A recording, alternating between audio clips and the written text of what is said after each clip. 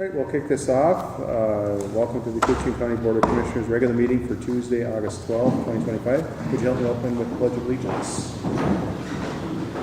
Pledge allegiance to the flag of the United States of America and to the republic for which it stands, one nation, under God, indivisible, with liberty and justice for all. Thanks, everyone.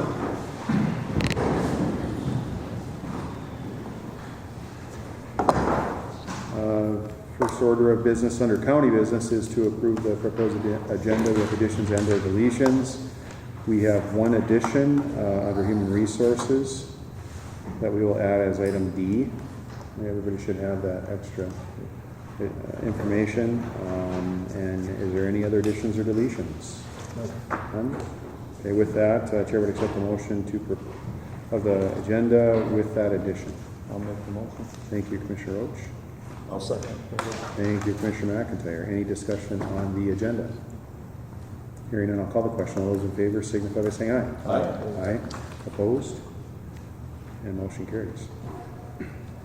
Next up is to approve the minutes from the July 22nd, 2025 regular meeting. They look good. Thank I'll you. make the motion.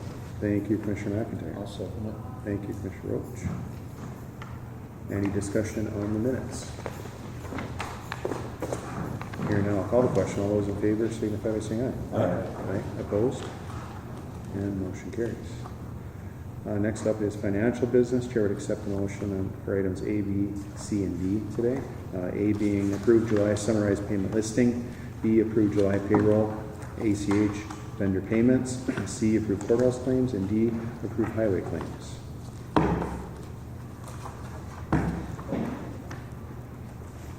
I'll make the motion. Thank you, Commissioner Roach. I'll second. Thank you, Commissioner Hall. Any discussion on the claims? Payments? Hearing none, I'll call the question. All those in favor signify by saying aye. Aye. Aye. Opposed? And motion carries. Next up, human resources. Brian. We do have your addition in there as D. Okay, yep, I heard. Thank you. Morning, Commissioners. Well. All right, first we got 4A. So we hired Charles Phillips for temporary seasonal environmental services transfer station laborer, and he started on the 28th of last month. So he'll be able to help out duties out there as need be met. It's been understaffed all summer, so he's glad to have it. So Just noticed higher. Yes, Just well, notify, welcome to Mr. Phillips. all right, for 4B, notice of hire, we hired Aaron Mackey as our transfer station lead for environmental services. His start date will be August 19th. This position was created to oversee the STS program as state stopped funding the STS program, and he'll be performing transfer station operator duties as needed when he's not overseeing the STS program. Welcome, Darren. And notice of hire, we hired Corey Horton as an accounting technician 2 for environmental services with a start date of August 13th, so tomorrow. She'll be replacing retiring Brenda Promisberger. And welcome to Corey. And then the addition, we're seeking approval of employment separation of Lisa Mortensen from the Sheriff's Office Secretary position as of August 22nd, 2025, and backfilled position. She is staying in the building and going to court administration. So that's their promotion. Is that a full-time position? That is a full-time position. Okay. Wishes of the board. I'll make the motion. Thank you, Commissioner Roach. I'll second. Thank you, Commissioner McIntyre. Any discussion on the separation?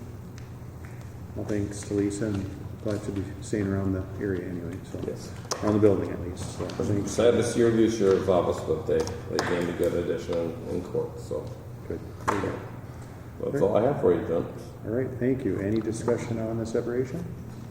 Hearing none, I'll call the question. All those in favor signify by saying aye. Aye. Aye, opposed, and motion carries. Thank you, Brian. Thank you, you guys have a great day. Thanks. Next up is to approve a tobacco license for Thunderbird Opco LLC. The DBA is Thunderbird Lodge. License period is for August 1st, 2025 through December 31st, 2025. License has been approved by the sheriff, county attorney, planning and zoning, and auditor treasurer. I'll make the motion. Thank you, Commissioner Hall. I'll second it. Thank you, Commissioner Roach. Any discussion on the license? Hearing none, I'll call the question. All those in favor signify by saying aye. Aye. Aye, opposed? And motion carries. Thank you. Next item is consider approval of board appointees for the North Koochiching Sanitary Sewer District Board. Legislative changes, they had changed the makeup of their board, and this is to consider appointments of Don Billy and Bob Peterson from the East Koochiching Sanitary Sewer District Board to the North Koochiching Sanitary Sewer District Board, as recommended by East Koochiching Sanitary District Board. We made that approval. There was a little hiccup there in the first appointment, and that was rescinded, and the motion was for Bob to take that seat. And this would be for a term through December 31st of 2028. I'll make the motion. Thank you, Commissioner McIntyre. I'll second. Thank you, Commissioner Howell. Any discussion on the appointments? Hearing none, I'll call the question. All those in favor signify by saying aye. Aye. Aye, opposed? And motion carries.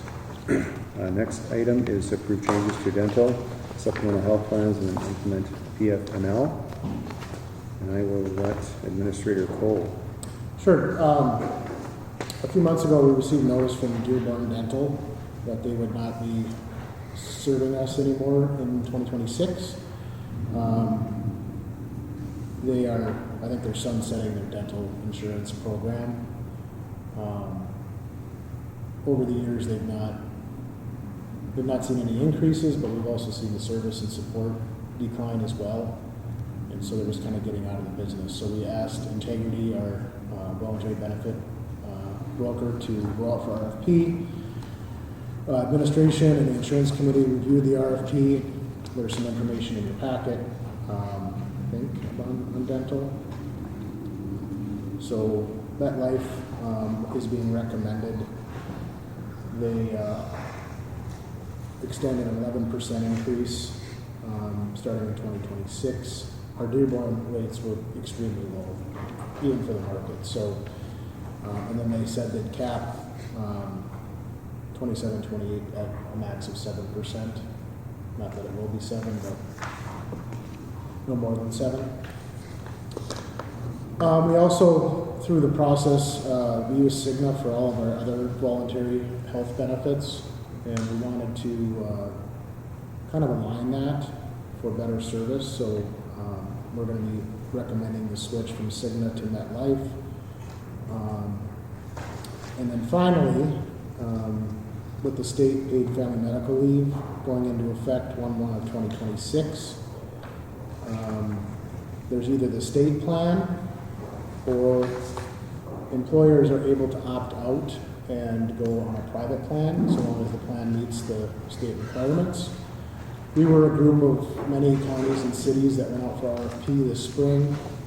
And again, MetLife came in with the best rate.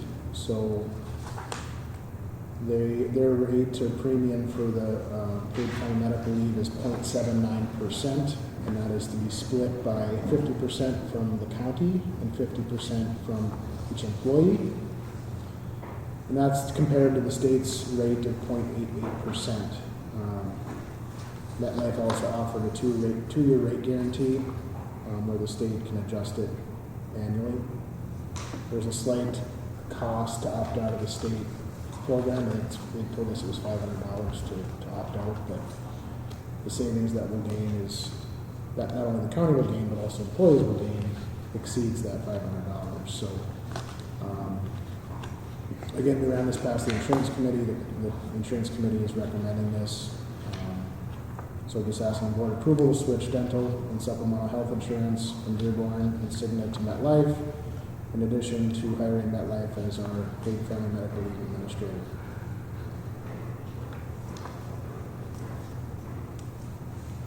Wishes of the board.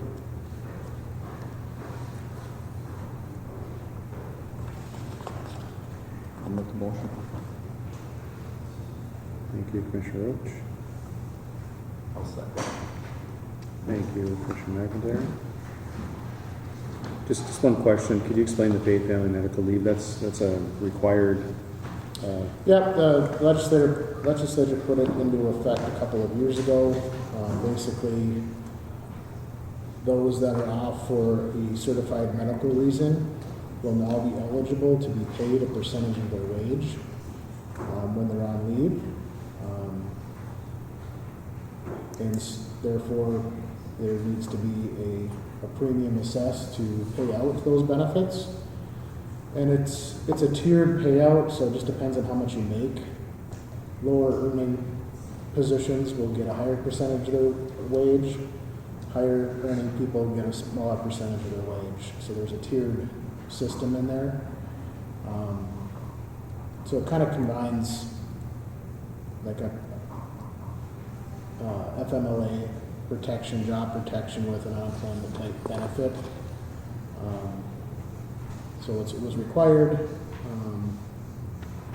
The statute also required the employer to pay at least 50% of the premium, and we negotiated with all of our employees to them to pay the other 50%. It's their benefit, so they're contributing to that as well. So that goes into effect on 1/26.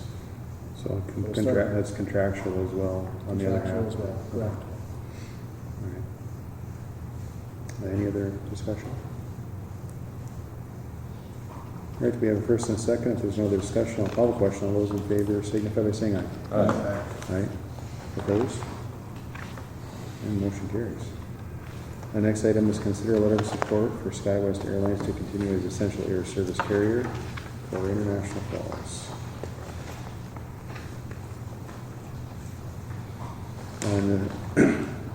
In summary, the Airport Commission is requesting a letter of support from the county to the DOT analyst supporting the Commission's decision to award the essential air services contract to SkyWest Airlines. I will read this here. It's addressed to the DOT analyst in New Jersey and New Jersey Avenue, Washington, D.C. The subject is letter of support for SkyWest Airlines as essential air service provider at Falls International Airport.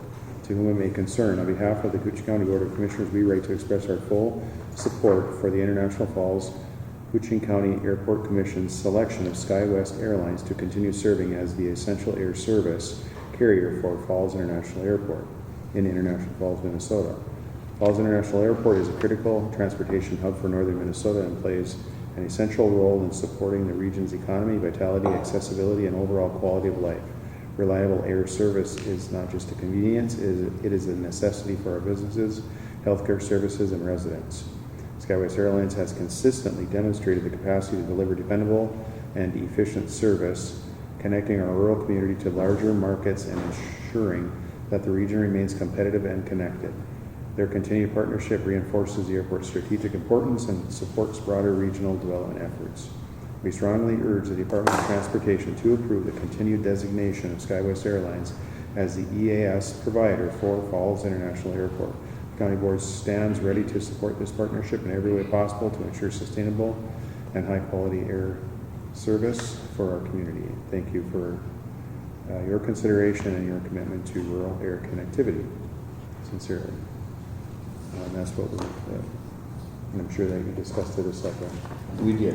Airport Commission. We did discuss it at the airport commission, and we did have 2 bids on it, and they wanted the other people were planning on splitting this up between International Falls and Brainerd. So that would have been making it so we wouldn't have as many seats available from International Falls. Okay. which right now we are pretty much booked every Friday and Saturday. The planes are full, so we would have been limiting the number of seats we could take going to the other carrier. So SkyWest was by far the best choice on that matter. Mr. Chair. Yes, It please. was explained to me that the reason they needed the letter is that SkyWest was not the low bid. They were the better bid in the eyes of the commission, and therefore they needed letter of support explaining why we weren't going with the low bid, basically to support the decision that was made. For the reasons what he said, the commission still recommended stay with SkyWest, so. Yeah, they just upgraded their plane here a little bit for the seating and more comfort, things like They that. went to a 550, so they went from a 70 passenger plane down to a 50 passenger plane, giving everybody a little bit more leg room. It by far worked more awesome. Right. Wishes of the board. I'll make the motion. Thank you, Commissioner. Thank you, Commissioner Roach. Thank you, Commissioner Howell. Any discussion? Hearing none, I'll call the question. All those in favor signify by saying aye. Aye. Aye. Opposed? And motion carries. Next item is rural water presentation. Do I see the fellas? Yes. Come on up. How are you doing? The guys in the collars in the back, right? Definitely want to call her that. How are you doing? Good to see you. Grab a... All right, commissioners, good morning. Thank you for allowing us to present to the board today. Officially, this is an informational session regarding rural water systems, but please, I encourage you to keep it more of a conversation. If you guys have any questions, shoot them out, and we'll do our best to get them answered. My name is Cody Bartholomew. I'm a mechanical engineer. I work for AE2S, and I'm located in our Grand Forks office. AE2S is an engineering firm that specializes in everything water. We currently have offices in 8 states, and we're roughly 350 employees. For more information on AE2S, I encourage you to hit up our website. In your board packet, I think there's a link and a scan code. To my left here is Mr. Steven Slick. Steven is a Baudette, Minnesota native. He currently resides in Grand Forks as well. And Steven is here. He's a specialist in all things rural water. Joining us virtually is Mr. Dan Marks. Dan, I'll send it over to you. Good morning, commissioners. Again, my name is Dan Marks. I'm an attorney with Flaherty Hood based in St. Paul. My firm does a lot of work with cities and counties in greater Minnesota, and I specialize in kind of environmental and administrative law, and I've done a lot of work with AE2S in water and wastewater projects, and have been assisting on the legal side of things in the formation of the new rural water district, the West Central Regional Water District, which we'll talk about. Thank you for having me and the AE2S team today. Thanks, Dan. And a little background, I guess, why we're here today. Commissioner McIntyre mentioned to me in passing that Koochiching County may be interested in rural water. So fast forward June of this year, myself, Stephen, and Stephen's brother Jeff made the trip up here and had a cup of coffee with Commissioner Chauvelin, Commissioner McIntyre, and they were gracious enough to take us on a tour of the county, and we were able to see firsthand what challenges residents face in the areas of access to fresh water. And with that, I'll send it over to Stephen. Yeah, if we want to go to the next slide. So today, as a result of kind of our conversations and getting kind of a tour of the county, we'd kind of put together a little bit of a presentation, kind of informational on rural water, what it looks like in the state of Minnesota, kind of the way that we've seen it grow, some benefits of it, and why we actually feel that there's going to be several other counties looking into it as well. Right now, we're working with Polk, Norman, and Clay counties with the West Central Regional Water District, and have presented to a couple other counties as well that have reached out about this as they're looking at going through possibly the process and seeing what benefit rural water could have to not only their municipalities but the rural residents as well. hence the name. So today we'll be going to do a little more education on the topic. As Cody said, this is kind of open forum. Please jump in, ask questions, anything that comes to mind as we're talking through it. Talking about the regional interest, why it's not necessarily just for certain parts of a county or an area, but it benefits a broader region. This process is a Minnesota county-led initiative, so the county is the backstop for all formations of rural water districts. I know the county is very familiar with sanitary districts, so it's very similar, but there's some subtle differences.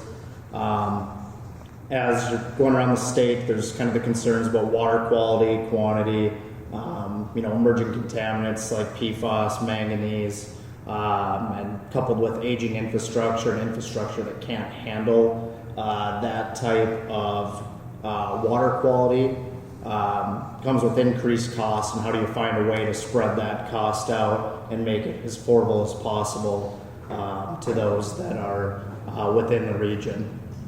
If you want to go to the next slide. Thank you.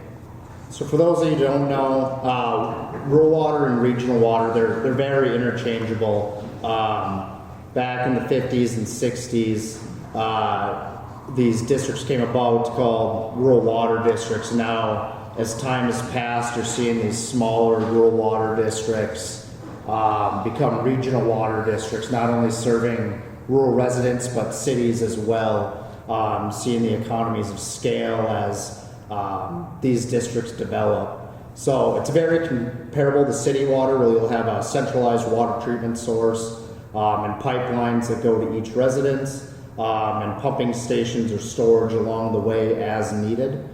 When you have a centralized water source like this, we want to make sure it's compliant with all state and federal standards. It's a lot easier to be compliant with those ever-changing standards if you're looking at one supply, one source. Each household would have a water meter that's used to calculate usage, determine your monthly water bills, similar to cities or rural electric co-ops that many are used to. And it addresses a lot of the concerns that we had discussed previously. Lack of water quality. In Koochiching counties, I think it's more so quantity.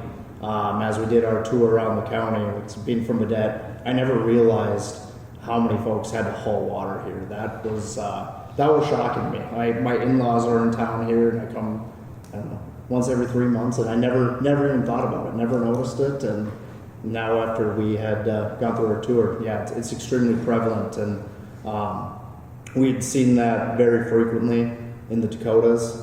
It's still happening in some places where rural water hasn't gotten yet, but most folks have switched over to rural water as the projects come up and have gotten away from the water hauling. So, next slide. So what are some benefits of a regional water system or rural approach? So you have a high quality redundant replacement of finished water supply, so you don't have to worry about the well going dry if you can get one. You don't have to worry about freezing up your water tanks in the winter. You don't have to worry about hauling water at 35, 40 below. All the challenges that come with it. When you have that larger service area now being fed by one water source, you don't have doubled up infrastructure silo approaches, so it lessens the impact on bills as kind of new infrastructure needs to be developed.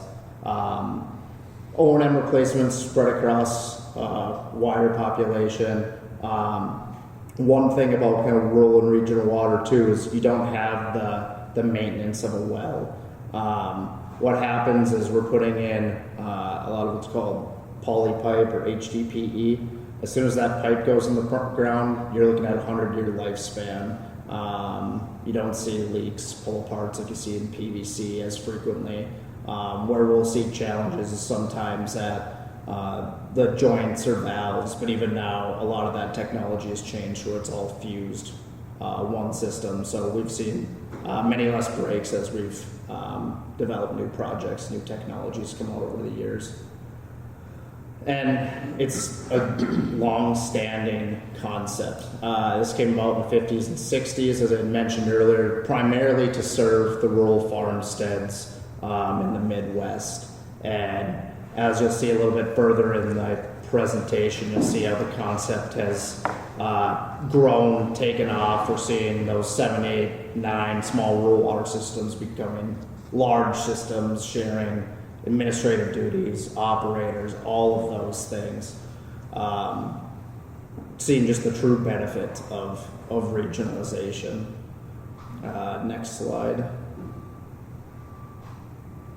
So what are some savings to customers? For those that do have wells, it's often, well, I have a well, I don't pay for it now. I don't want to pay for a water bill.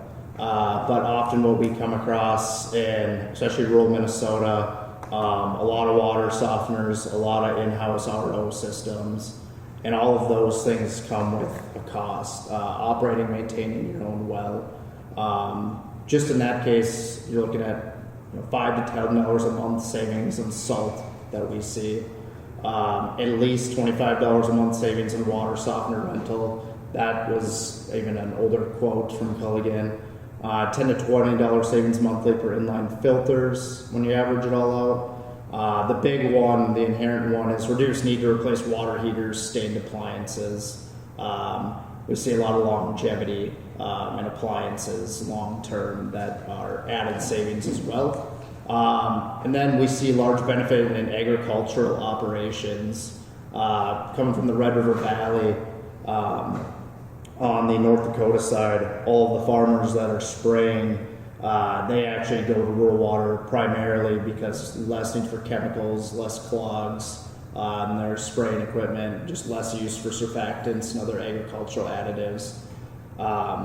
We actually have a couple pipelines from North Dakota across the river to the West Central District right now. That's just starting to grow out, and the fill stands that the rural water is hooked up to are in heavy demand compared to the nearby city ones. So a lot of benefits in that regard as well. Next slide. So common water concerns that we come across: aging infrastructure, lack of licensed operators, the high capital costs to replace water plants, infrastructure. Water quantity and quality concerns. The two big ones that we're seeing more and more is a lot of that infrastructure that was put in the 70s, 80s is all coming time to replace. And where do small cities of 200-300 people come up with millions of dollars to replace the water tower, their own water plant? Well, look at maybe buying it from someone else. Look to your neighbors, see what they have going on. Oftentimes also what we see is the lack of licensed operators in small towns. It's pretty common where if you are elected mayor, you're also elected the city's chief water and wastewater operator. And it's just becoming harder and harder to keep licensed operators on staff in some of these smaller communities. So having a centralized regional approach kind of solves a lot of these problems, or can be a solution to a lot of these. Next slide. So I'm going to try to buzz through the next few ones. I've done a presentation about kind of growth of regional water systems in the Red River Valley, just showing how this concept kind of takes off once it gets going. Between 1969 really and 75, there were 5 water districts that had formed on the Minnesota, North Dakota side of the river, and northwest Minnesota, northeast North Dakota. The very bottom right one, it's called Grand Forks Trail, was the first to form officially in 1969. If you want to jump onto the next slide. So this concept had taken off, and in that time, you had seen the development and growth of about a dozen more water systems on the eastern side of North Dakota, and 3 in the northwest side of Minnesota, with Marshall and Polk, North Kitson, and then Kitson Rural Water as well. These systems all were primarily funded through the USDA with low interest, long-term loans. And they were very fortunate to get these going. And now since that time, quite a bit of grant programs have come up to supplement that as these programs grow out. Go next slide. So 5 years later, you can even see parts of North Dakota filling out. Jump forward again. 1990, you have almost the entire state of North Dakota covered with a few areas left with high arsenic in the southern part of the state that you'll see in this next slide fill out and form 3 rural water districts that in the next slide you'll see actually even regionalize further, become one large water district to see kind of the benefits of sharing staff, admin, water plants, infrastructure, all of these types of things. So what we're seeing now is kind of the advent of the regional water systems where these rural water systems that formed are even looking at a larger scale of serving more people. And you can even see actually Canada in the mid-2000s had come up with a regional water system as well that serves about 15 communities and 65,000 people. So kind of cool to see how this has progressed in the area over the years. If you want to go to the next slide. So what's next kind of brings us to a little bit of history about what your other fellow county commissioners are doing in the western part of the state. You see the advent of the West Central Regional Water District. It's the first water district in Minnesota since 1985. Multi-county water district. And consists of Polk, Norman, and Clay counties. And you'll see even on the west side of the river, there's 5 water districts, Northeast, East Central, Agassiz, Tri-County, and Walsh that are looking at becoming possibly one larger district with a pipeline spanning about 120 miles to serve populations throughout the entire region from basically Devil's Lake to Grandin, North Dakota. If any of you are familiar with that, just north of Fargo, about 20 miles. If you want to go to the next slide, please. So, wanted to kind of present you guys, now we've had a little history of what water looks like in the region, give you kind of an example of a modern day water system being formed. We said the first since 1985, the 3 counties. Within this boundary, there's 30 cities, about 40,000 people. That includes rural residents as well. And this district is looking at water supply from existing Minnesota and North Dakota municipal sources. The process that water districts have to follow is Minnesota Statute 116A. And the 3 counties have formed this district and established the boundary via resolution in spring of 24. This process didn't happen overnight. It all kind of started with the city of Climax, you'll see in the northwest corner of Polk County, having a water plant aging out, having a hard time keeping operators, high arsenic levels, and they were looking for another source. So they had looked at building their own water plant, partnering with their neighbors, or hooking up to Marshall and Polk rural water system, an existing one to the north of them, or even now East Central Regional Water, a water district across the river on the North Dakota side. As it had turned out, the East Central option made more sense. They were able to get reverse osmosis water at a very good price, and they had begun the process to hook up with the water district. Throughout that process, the city of Climax looked like they needed an 8-inch pipe to serve their needs, but had started hearing more rumblings rurally that this could be of benefit to them, and looking at cities up and down the Highway 75 corridor, Neilsville, Shelley, Halstead, Hendron, Pearlie, Georgetown, that thought, this could benefit us as well. So at that time, the Polk County Commission was approached about actually upsizing that pipeline that serves the city of Climax from an 8-inch to a 12-inch to serve a broader region, seeing the interest that they had in their county and in the region. So that started about 2020, and we're 100 plus meetings in now, many workshops, formation of a board to the boundary that you'll see today. I'll walk through, if you go through the next slide. So, common groundwater quality challenges that they were facing, super high arsenic levels. A lot of these cities had the aging infrastructure. That was all the infrastructure was built in the 70s. A lot of it's coming due for replacement. So why spend $3 to $5 million in every city for an asset that lasts 25 years and put in a pipeline that'll last 100 and interconnect them all? We saw a lot of arsenic in the area. I think Clay County has 39% of rural wells with elevated arsenic over the EPA max. Norman County is 42%. Polk County is 22%. But one other thing that we had found during this time is there was very high manganese everywhere as well. A lot of the rural residents had high manganese, and it just led to a number of water quality issues.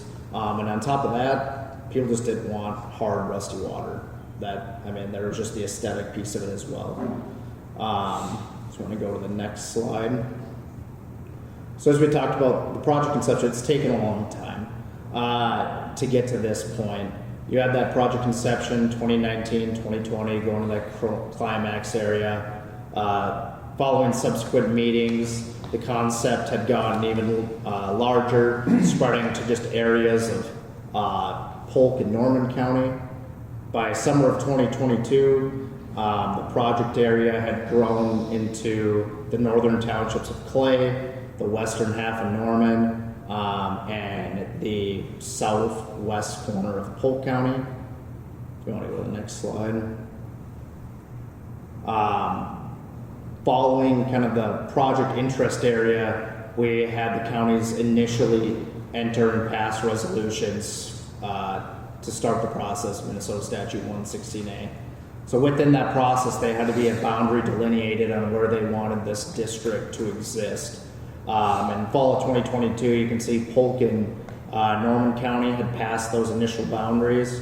When it was brought to the Norman County Board with that first boundary that you had seen was about halfway through the county, the commission overwhelmingly said, why would we create something that can only benefit part of the county? We want the entirety of our county to have the option for rural water service in the future. So they expanded it to the entire county. By spring 2023, Clay County had passed their resolution as well to include the top 2 townships. You can go to the next slide.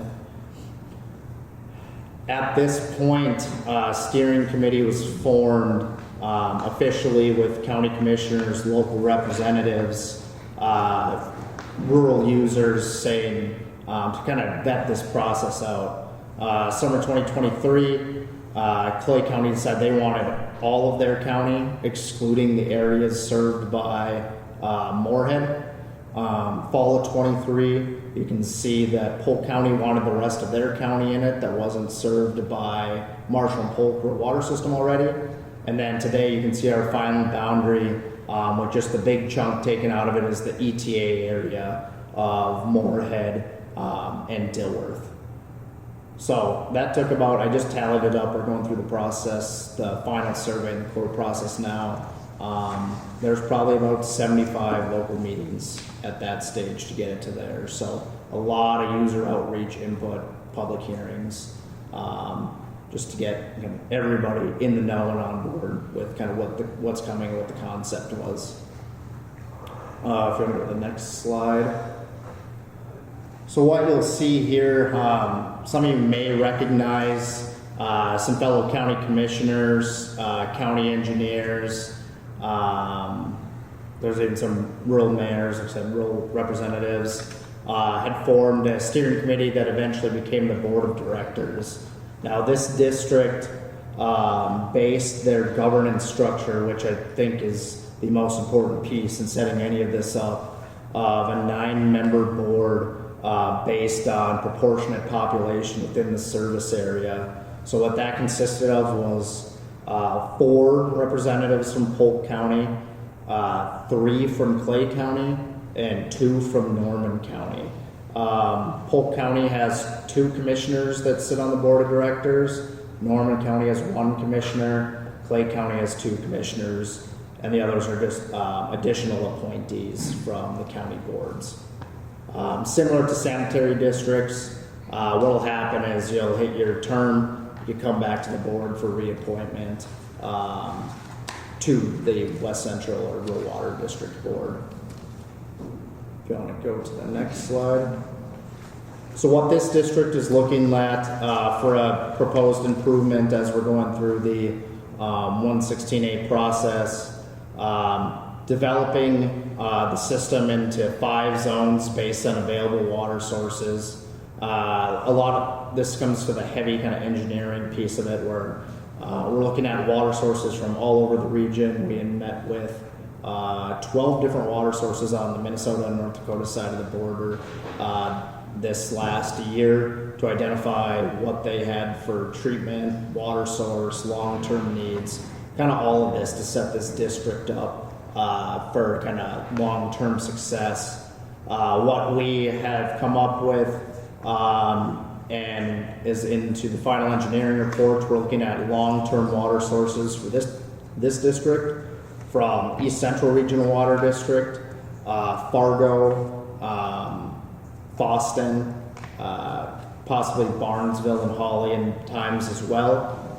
And there may be times where some of these initial water providers may become water buyers long term. So we're making sure we're sizing everything appropriately. That's one thing that we had seen in the build out of all of these initial systems in the 70s and 60s as they were kind of built out for the project, but weren't really thinking to make that capacity bigger for the future. So very heavy legislative pushes to educate, let them know we don't just need what can serve today, what can serve long term, and what's smart money to not be doubling up, putting pipelines and parallel infrastructure next to each other. Next slide. So now I'll kick it over to Dan and kind of talk through what does the state statute and process actually look like for something like this. My understanding is that at least the concept here would be to form this district within one county, which is a little bit more efficient and saves some time and energy as compared to what we're doing in the West Central Regional District, where there's 3 counties as Steve was describing. But essentially, Minnesota Statute 116A was adopted in the 70s. It's fairly antiquated. There's, a fairly clear sequential process when it's initiated, when the process is initiated by a county board. There's different ways to initiate it. Members of the public could initiate it, or actually the county board itself can initiate the process. And a couple of different options, and I'm going to keep it high level for this, but one way to do it is the county board would initially adopt a resolution preliminarily forming a water district for purposes of expending resources, doing some initial feasibility planning, etc. You wouldn't create a formal commission or anything like that. It would basically be a way for you to adopt a resolution, say we're going to put some time and resources to this, and then you would have the clear legal authority to start the process, expend resources, etc. And then the next step would be really filing or beginning the process to initiate the study, the preliminary survey for the formation of district.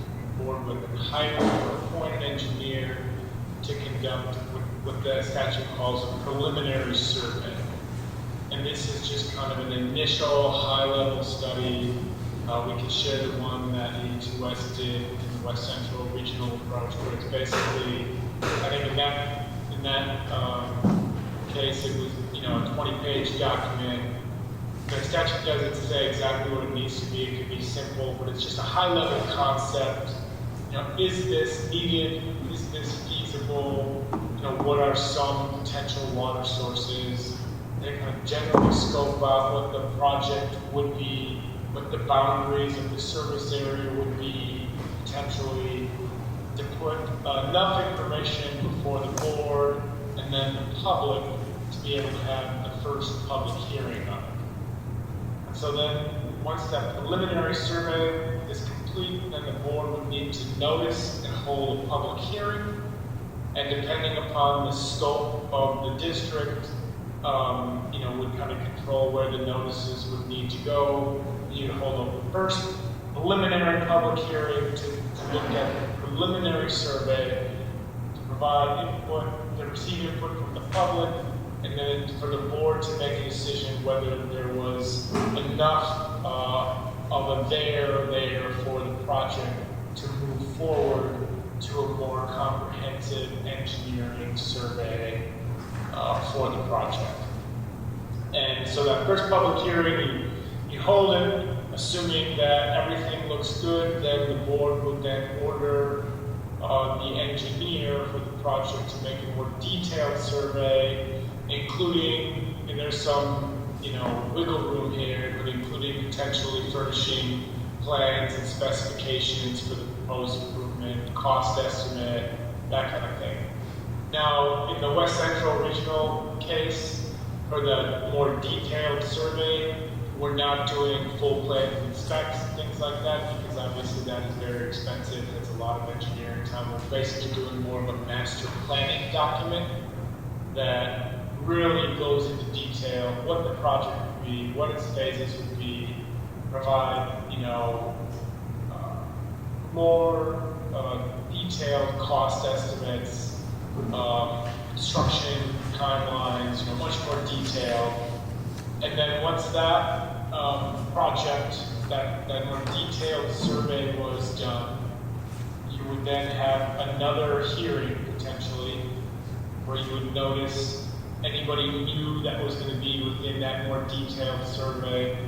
And then you would also appoint viewers or disinterested landowners, do a damage estimate about the proposed system in terms of what the costs would be to, and where easements would go on properties and things like that. And then you would have another public hearing, and that additional public hearing would then lead you to then order the system to be constructed. And then at some point during that process, you can do it really at any time after you adopt that initial resolution. And there's different ways to structure the governance of it. But at some point, typically you will be required to appoint a commission, just like you did for the sanitary district this morning. You would create a board of commissioners that would come from the county. And some could be board members, it could be citizens. The statute gives some flexibility there. So basically the governance board for the district, you would create that.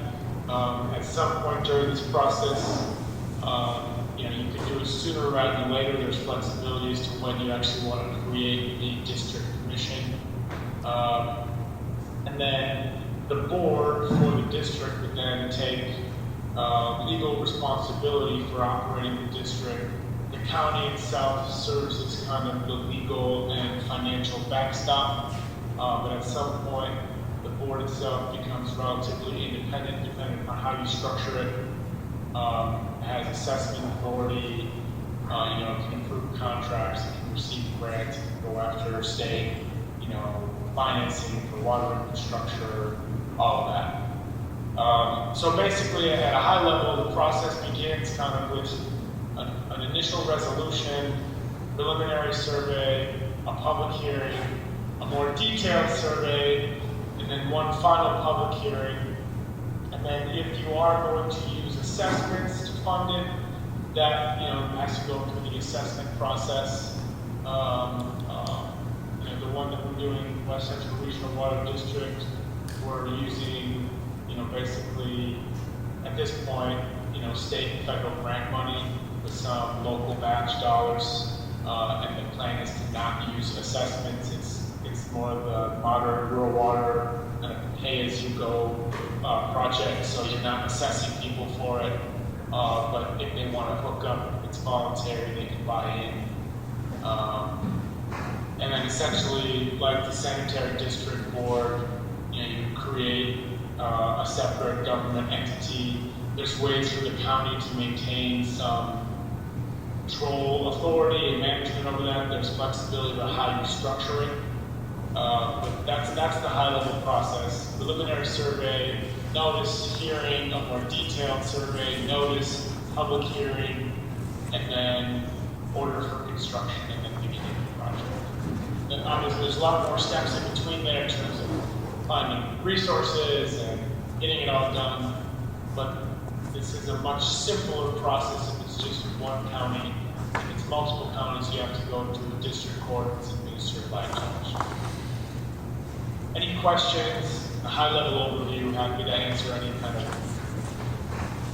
more detailed questions that are out there in terms of the legal process.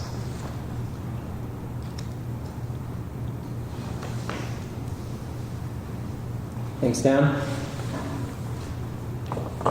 Next slide. So what's next if the county wants to look at doing something like this? What we always find is your initial first step, even before getting into all of that, is your community outreach. Is there actual interest? Is there actual support for this concept, even at a high level, before you kind of get into the detailed surveys, cost, what's it going to cost, all of those things. Typically what we'll see is mailings, public hearings, things of that nature to kind of an initial area, and then expand and adapt as you receive feedback from constituents.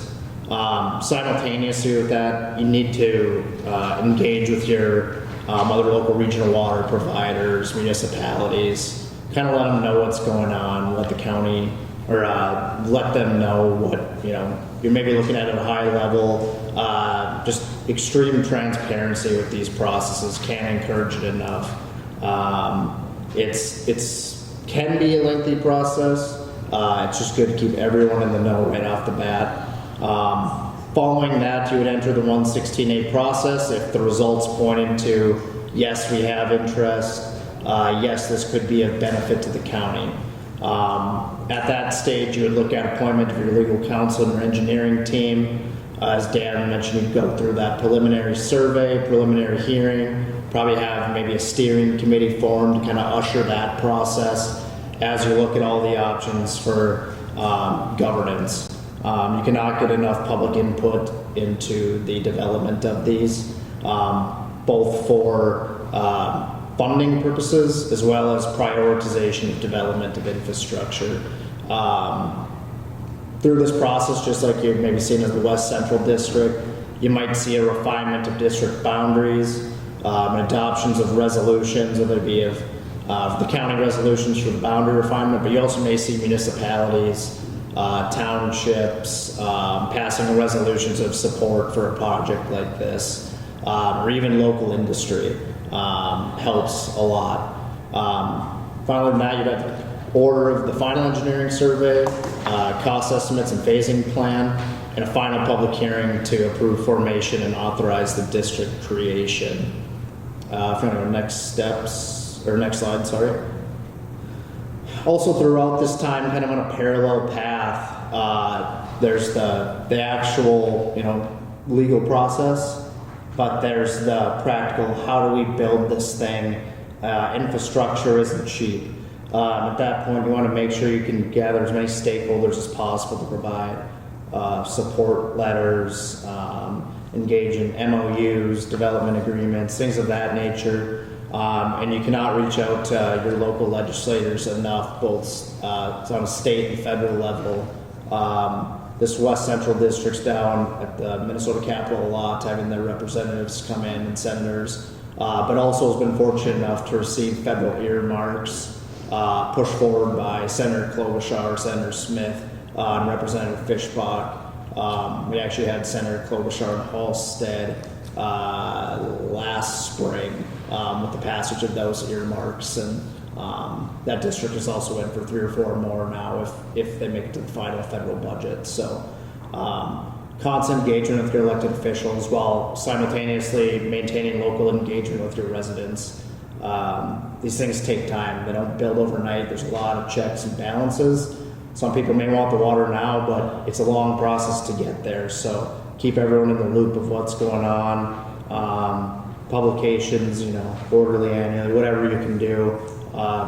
The West Central District has a website up with news, constantly updates, things of that nature.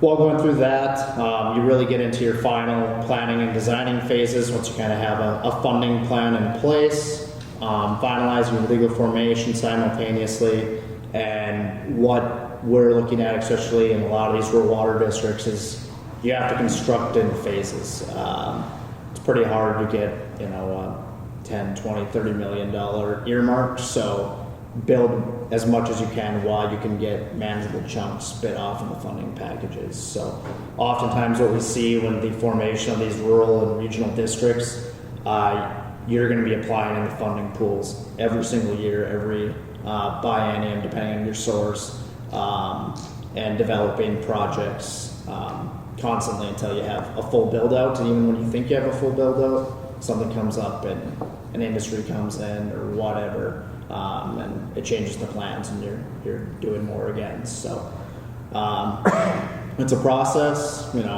but it's manageable. We're working on a lot of steps, and we've seen on this Minnesota process trying to refine it, and we've seen huge success across the Dakotas, the western states, Iowa, and some Colorado, other places in the Midwest. So other than that, I know I kept you probably longer than we were slotted for, so we appreciate your time, and if you have any questions, feel free to let us know if you don't have any here today. So in those water districts, there's an assessment just on the users or everybody within the district? Yes, that's a great question. So what the other districts in Minnesota are doing right now, they will just do an assessment on the user if they're interested in their share. So say a pipe is going across 3 houses. Middle one doesn't want it. Each ones on the ends do want it. Those 2 on the ends, they would pay to hook up, and they can pay either through assessment or a membership fee. And that middle user, they don't pay anything until the day they want to hook up. Obviously, when you hook up later, it typically costs more because you're truing up to make sure your neighbors are basically square from fronting the burden of getting that pipe there, paying all that, their share. So often what happens is you will pay your fair share one way or the other down the line if you decide to hook up. These are completely voluntary systems, entirely user driven. So that's what we've seen in most places. There's also the authority to assess everybody within the service territory that is going to be served. So you could use kind of the more traditional assessment approach where you assess everybody, but what we've seen is that it's less popular than the pay for it if you use it.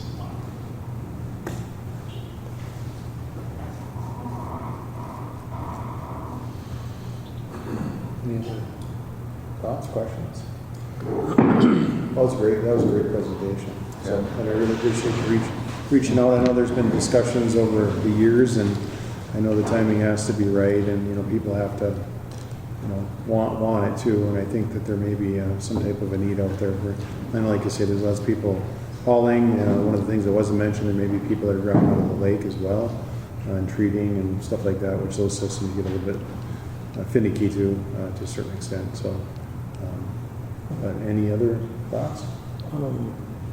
What's the average cost for these? We've seen cost savings, but, and I'm sure it Yeah. varies, but I mean, there's got to be a ballpark number from all the ones you've done, right? Yes, I can give you a ballpark number. Yeah. So it's what I've seen from a wide variety of the ones in our region. You'll see monthly base rates anywhere from, let's say, $40 to $80, with your then maybe a volumetric rate of anywhere from $4 to $8. I would say is, you know, so if you have maybe in your base rate you get 1,000 or 2,000 gallons included with it, but then any 1,000 gallons you use after that monthly, you know, another 4, 5, 6, 7, whatever the rate is per 1,000. And then in addition, a lot of rural members will have what's called a membership fee. So it's a one-time sign-up fee, basically to be part of the system. It pays for your meter, your initial admin setup, and if there's a little bit of debt service that's tacked in, that may be in there as well. So that ranges, I've seen anywhere from 1,000 to 10,000. So it's a really broad range because there's a lot of mechanisms in how you can distribute the cost, whether it be through rates, the sign up, however you depend to do it. And then always, and what's imperative for development of these systems is grant funding, state and federal. It's imperative. It's just building anything like that. It's expensive, and it'd be quite a bit for the users to take on their own initially. So So to follow up on that, what is the funding availability out there? yeah, so I should have had that slide in there. I did have it, and I took it out. Traditionally, what we'll see, a lot of USDA funding, SCDP funding through Minnesota DEED, the PFA, there's water infrastructure funding within the PFA as well. Also looking at state level earmarks and bonding, which, as we've seen, can be pretty unreliable in the past 5-6 years. Also looking at the federal level, EPA has additional funds, federal earmarks, in places where applicable, the Bureau of Reclamation. I'm sure I'm missing a number of others, but we try to cast as wide a net as possible just to maximize as much grant as possible and put the packages together appropriately. So. Hey, thank you. Why should I hook up from water using 2,000 gallons a day to water livestock? That's just preference. I mean, so are you saying 2,000 gallons yourself or 2,000 gallons for your livestock? Total. So, I mean, Total it's place, total homestead. it's could really personal preference. Some people just don't want to deal with their well. Some people know that, you know, maybe they're going to pass the farm sit on to their kids who don't want to deal with the well. Some people have livestock that they would rather have, you know, rural water if they don't have adequate supply or have to worry about drought. There's a number of reasons. It could be anywhere from you don't have, you know, good drinking water, or you really just don't want to deal with it. Really personal preference, and that's why we've kind of kept these systems. They're completely user-based. If you want it, you can have it. If not, you don't have to. But the next person may want it, and the opportunity is there for them. So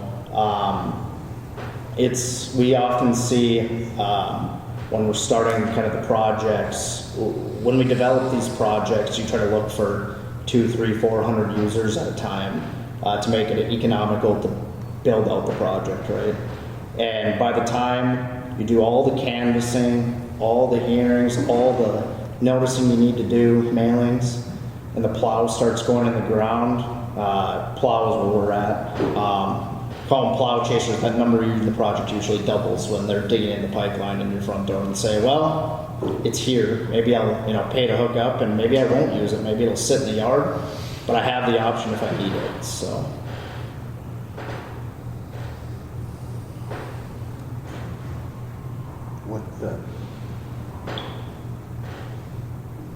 You have several districts, and if it runs like, say, an electric co-op,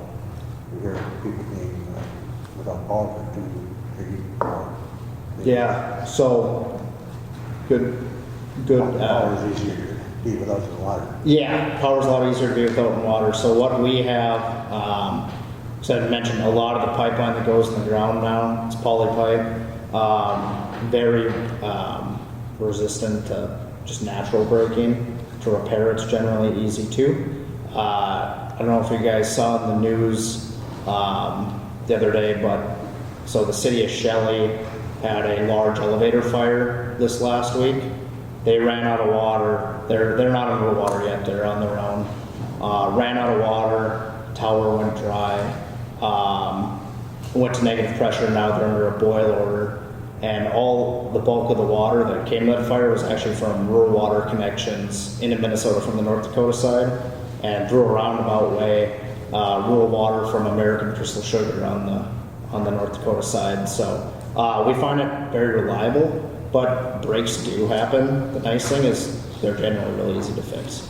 4 to 6 hours, if by the time you're mobilized, dug down, whatever. So, not saying that outages don't happen, they do, but we've seen them be less and less frequent because it's all underground. So, not kind of like overhead power where you may see the storms come through and do whatever. We also have a lot of remote monitoring and control Yes. and mapping of all these systems, and we can pinpoint where these breaks happen pretty effectively. So, yeah, and then on top of that, most of our either water plants, pump stations, booster stations have, if you have the power go, it does generators that'll kick on to pump if needed. So we've tried to, over the years, it's really developed quite a bit. We try to put our storage not in facilities, but in the pipeline. So using pump once, much pressure and water in that pipeline as possible, so you don't have to worry about those external factors if some of those facilities may be going down. So we've seen great luck with it.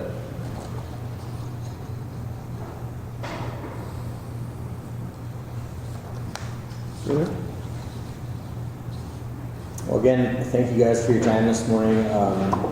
This is in your board packet. I'm going to leave a few color copies here for your guys' use and to share if you want. I'll also leave a few business cards laying here for point of contact. Steve, I don't know if you have any cards on you, but I do. But yeah, I encourage you to check out our website, see what else we're about, and if there's anything else we can do to help you, just please reach out. Well, thank you very much. Yeah, thank you. We appreciate your time. All right, next up is complex business. Dean?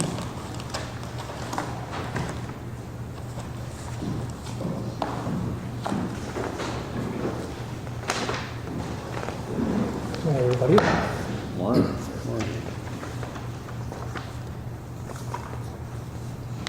What I heard about for today is proposed air conditioning system for the west side of the building here, and also possibility and potential of finishing and completing the east side. When I was here earlier this summer, I was given the green light to go ahead and get some proposals. And so I went about that, and I've got a total of 3. And if we could address, I'd like to address the new system first, and then I'll move on to the existing system, and then we can have just some discussion there after that as far as what you're thinking and what you'd like to do. I've got some other information that has come about that you guys don't even know about, and I'll bring that to light here as we get into it here a little bit. So anyway, the west side is the existing part of the building here, serving the first floor and second floor. And those spaces would be the Environmental Services Department office spaces. And then across the hallway is the old public defender spaces. And there's actually 2 good-sized office spaces in that one. And then up on the second floor would be the small courtroom. And then across the hall from that are our attorney's office. And on our sheets here that you have,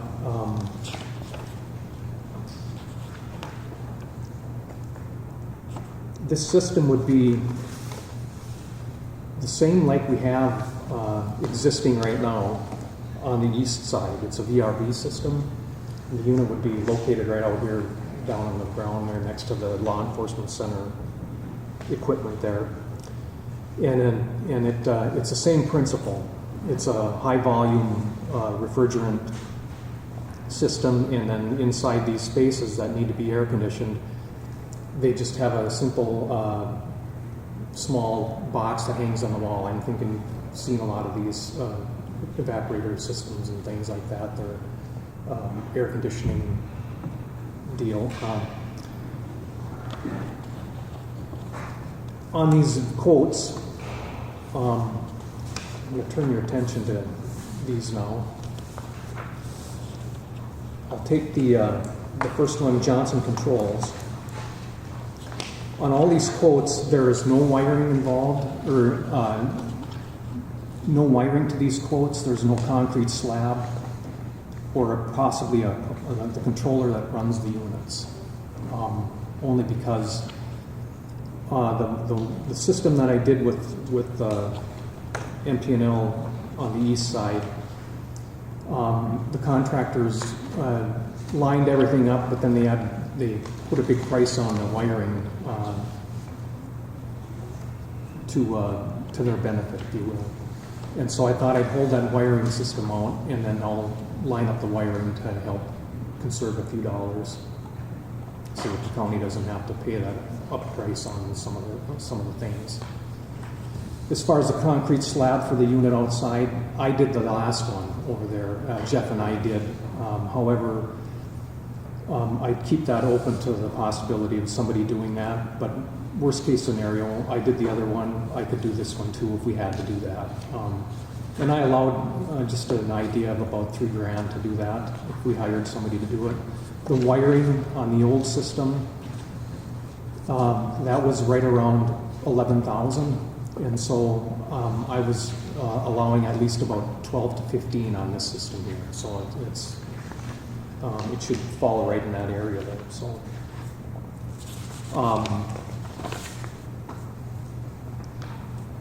if we install the system, it would eliminate about 8 of these window air conditioners that are hanging out the windows. And they're inefficient, they're loud. The attorney's office have a hard time conducting their business. I know Jeff has struggled for years in his space there because they're so loud, and so it would be a huge upgrade to be able to do something like this for them. I know they really want it.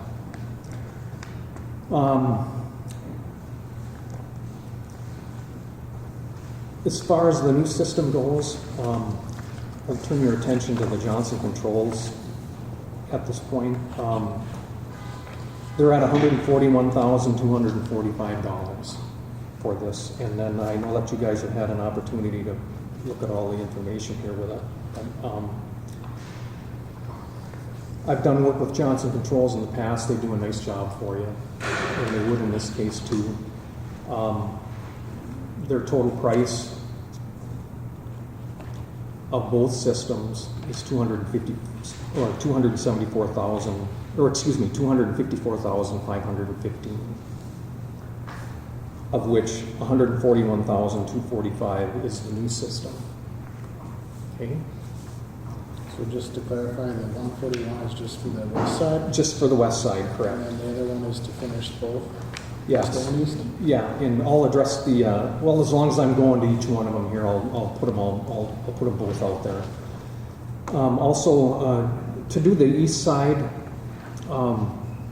everything exists there right now. The system is sized to be able to handle it. That is working right now, and it currently supplies all the air conditioning on the third floor here for all the office spaces here. And it would involve dropping down to the second floor, taking care of the probation offices on both sides of the hall, and then dropping down again to the first floor, taking care of the recorder's office and the 2 office spaces in the land and forest. For that system, that comes in at $113,270. That's Johnson Control for you. That's okay? the east side, That's for the east side. and that takes care of both sides of the east side. Correct, yes, north and south, yeah. The next one would be, I'll take Shannon's. They're at $333,000 to do this project. $235,000 for the new side, $98,200 for the add-on east side.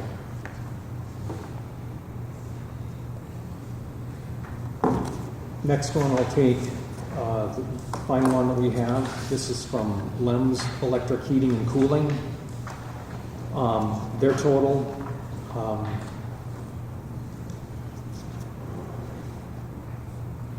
$91,650 for the new side,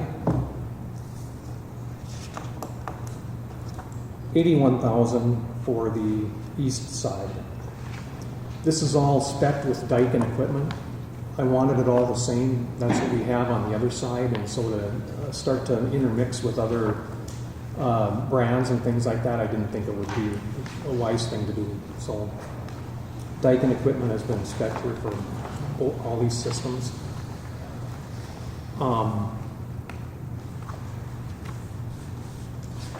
As far as, this is a budgeted item for me this year. However, after reviewing the prices, I don't have enough budgeted, and so that's some discussion that we'd have to have as far as how I would find some more funding for that.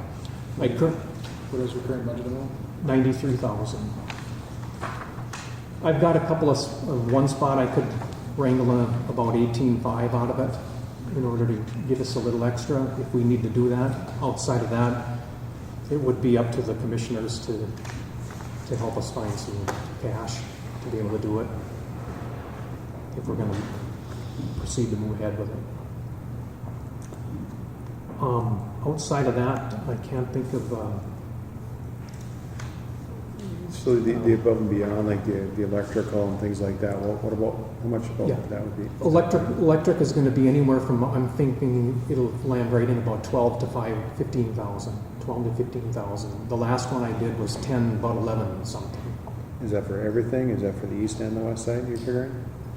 Or No. just for the west? No, that would be just the west side. Just the west side? So then the east side would be, Double that? yeah. If you figured on doubling that, yeah.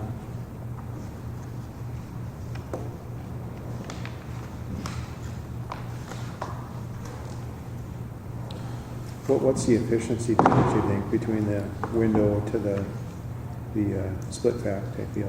Well, it's huge. It's not only that, it's quiet. You don't have that racket going for them to be able to carry on in their office spaces and stuff.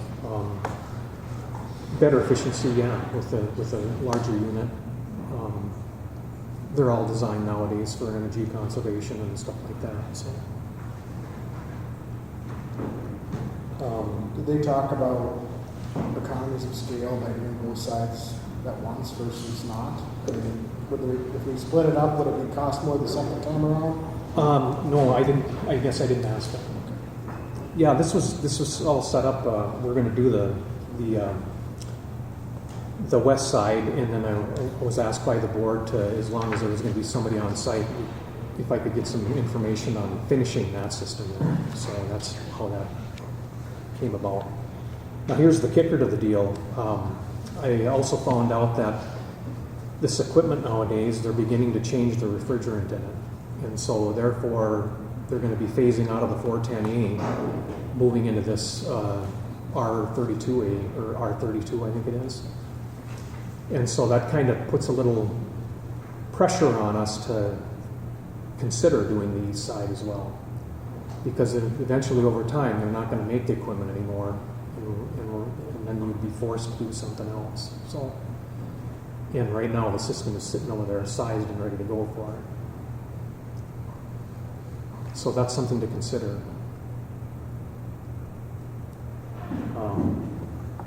When are they going to do it? I couldn't get that out of everybody. All they said that they were made aware of it, and so it's coming, and it's coming fast. And these companies, they do this all the time. They'll get online with everything, and after 5-6 years or whatever, they do another thing. So, Isn't it required by the end of next year or something? huh? Isn't it required by the end of next year? I don't know, to tell you the truth, to be honest with you, the time frame on it. All I know is that it's out there and it's starting.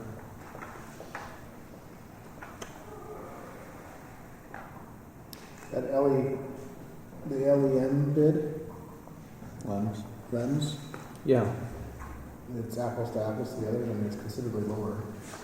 correct, yeah. Any concerns with that bid? These guys are starting out new. They just made their company here, and I know I've done work with both of them that are involved with this.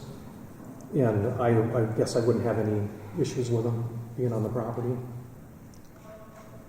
The only issue there that I would bring to the board to make sure that you're aware of that is on the fee schedule, they're requesting 50% deposit before they start the work in order to purchase equipment and stuff like that. So we have to figure out how you would do that, whether through some kind of invoicing or something like that ahead of time so that they can purchase equipment.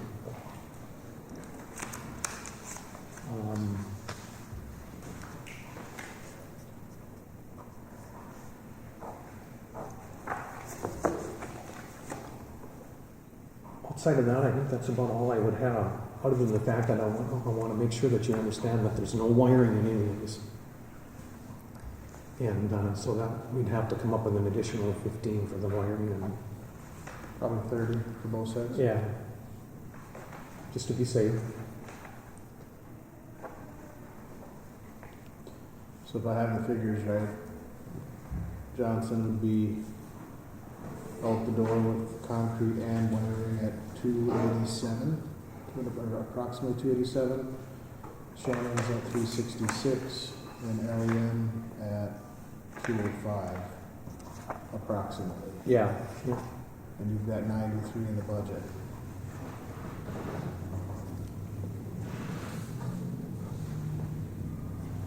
How many more of those window units would we get if we did the east side? The east side consists of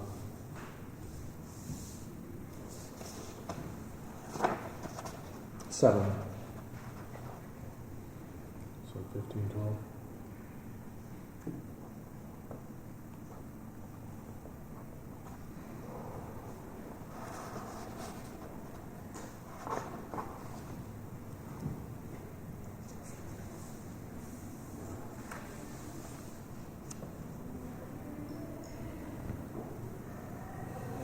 Would that start like shortly? Yeah.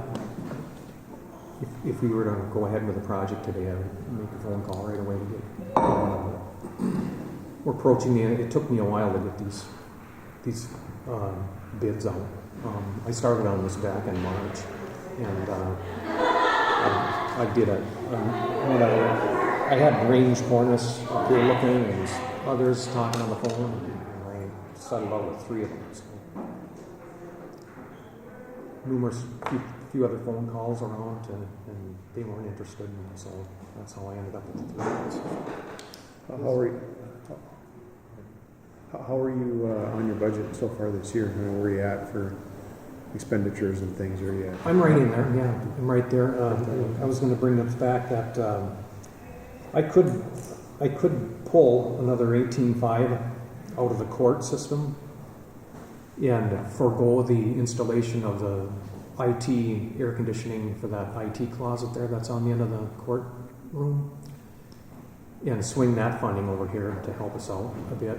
Right now I'm air conditioning that space with a simple portable slide in there air conditioner, and if that went down, I'd just go get another one and plug it in. So not a big deal.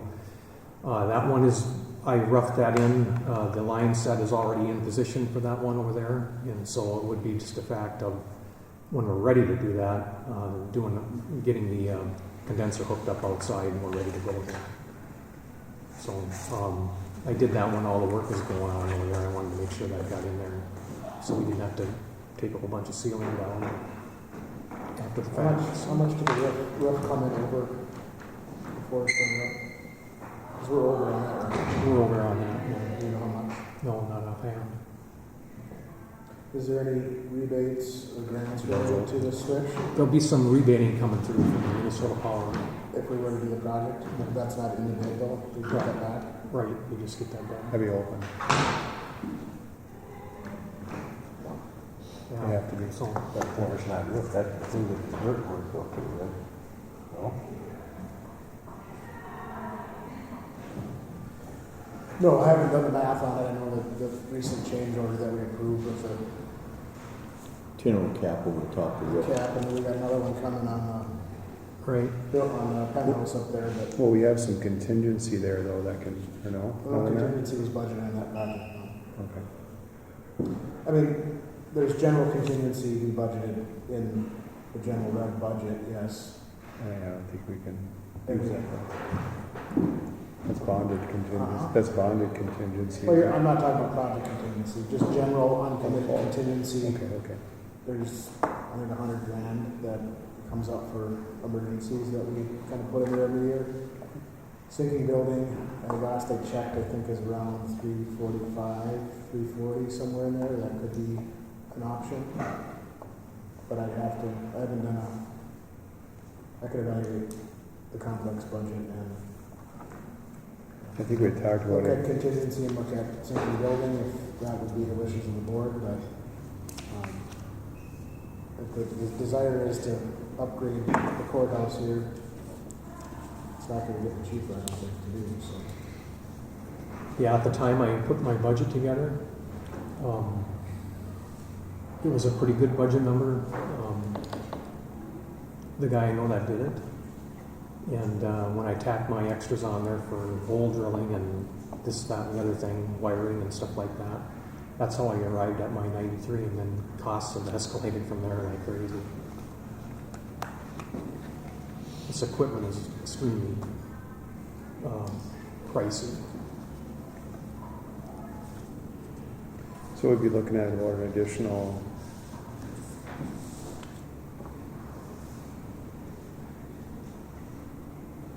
even if you kept that 18, we'd be at about a $95,000-ish area for to add that east side, both sides, north and south, Yeah. and then be done with it.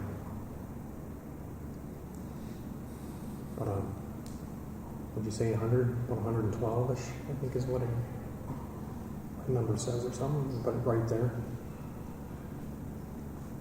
Yeah, see if you have 93 budgeted.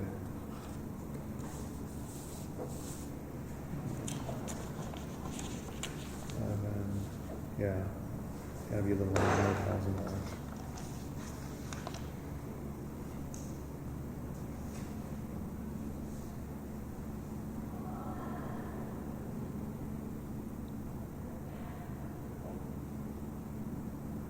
Thoughts, anybody? We can find the money to do it, we got Rob doing both at the same time, being done with it. Yeah, it was winter pretty quick. I know, just open the window. Yeah. Yes, sir?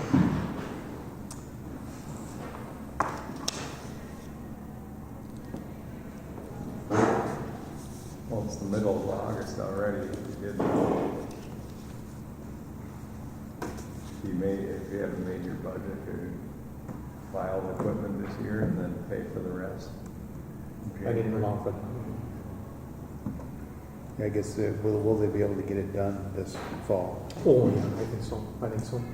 When did you say you started collecting the bids? I started working on this in March. Is this kind of a, is there anything, we've got a bunch of work lined up already, we don't, let's bid this. We've seen that before, when contractors are full, so they'll bid high in case they get it. Oh, yeah, I guess I don't know that.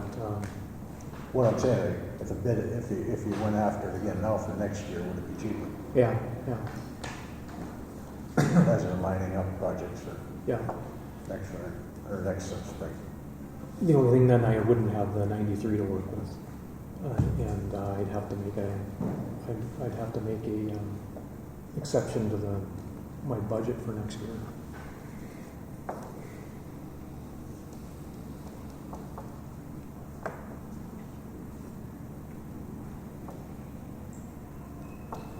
I see most of these bids are good for 30 days.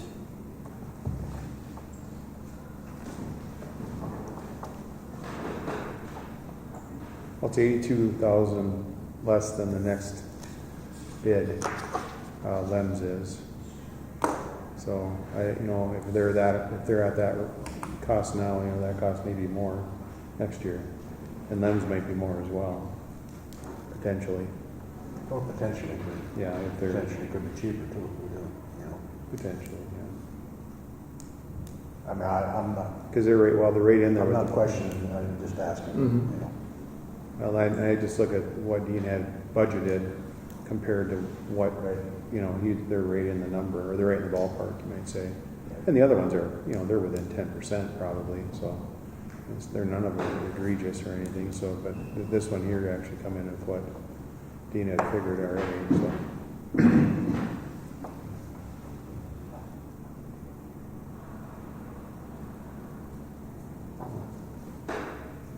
It'd be nice to get it done, I don't know, be done with it, then we'd be done with that end, and this end would be done, right? Correct. Yeah. Then we just have a little bit over here to work on, and then some heating in this building. Right.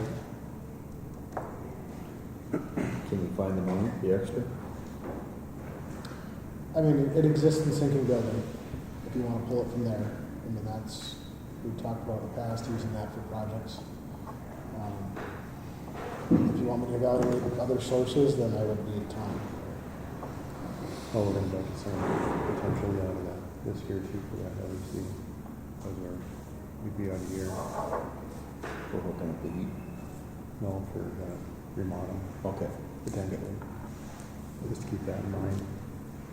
I mean, if there were to something move forward with the sinking building, I mean, it is kind of a catch-all, but for the unexpecteds, and I mean, and obviously it could be budgeted for next year too, with some of these other things that may come up, but, it would have to be. So there's 100,000 contingent in the general rev. I'd have to look, I don't think we've spent any of that yet this year, but I'd have to look. And that may cover that roof over there, or maybe overages on the public health roof change Yeah, I'd order. have to evaluate that project too. I mean, I don't know what's coming in at. I know it came in above what we budgeted based on the estimate, and then we've had some change orders on top of that as well. So either we're reserve spending in the general fund, or we're pulling it from contingency or sinking building, or whatever the wishes are of the board. So, we're doing a budget review here after the committee of the whole today too. I don't know those goods, when's the drop dead date on those bids? Would they hold till the next board meeting if we needed to? I could find out. I'm sure they would. And then that couple of weeks till the next board meeting for me to evaluate things, if you want me to. Lemon would be good for, I see his bid 8/1. date was 7/31, so it'd be 8/31 would be the end of the month. His is good for. The other two were, Yeah, we have another meeting prior to the end of the month, so, I mean, if we can do that, maybe that's the thing to do. Maybe, can we bring these back next, meeting, in You 2 weeks? want to make a motion to table it and direct me to Yes. research funding sources? Yep, sounds good. I'll set the motion to table for further information, and then revisit at our next scheduled board meeting, which is 2 weeks from today, which will be the 26th. I'll make that motion. Commissioner Erickson. Thank you, Commissioner Roach. Thank you, Commissioner Erickson, as a first and second. All those in favor of tabling, please say aye. Aye. Aye. Opposed? And motion carries. We'll revisit it in 2 weeks. Okay, sounds good. Thank you, Dean. Thanks, Dean.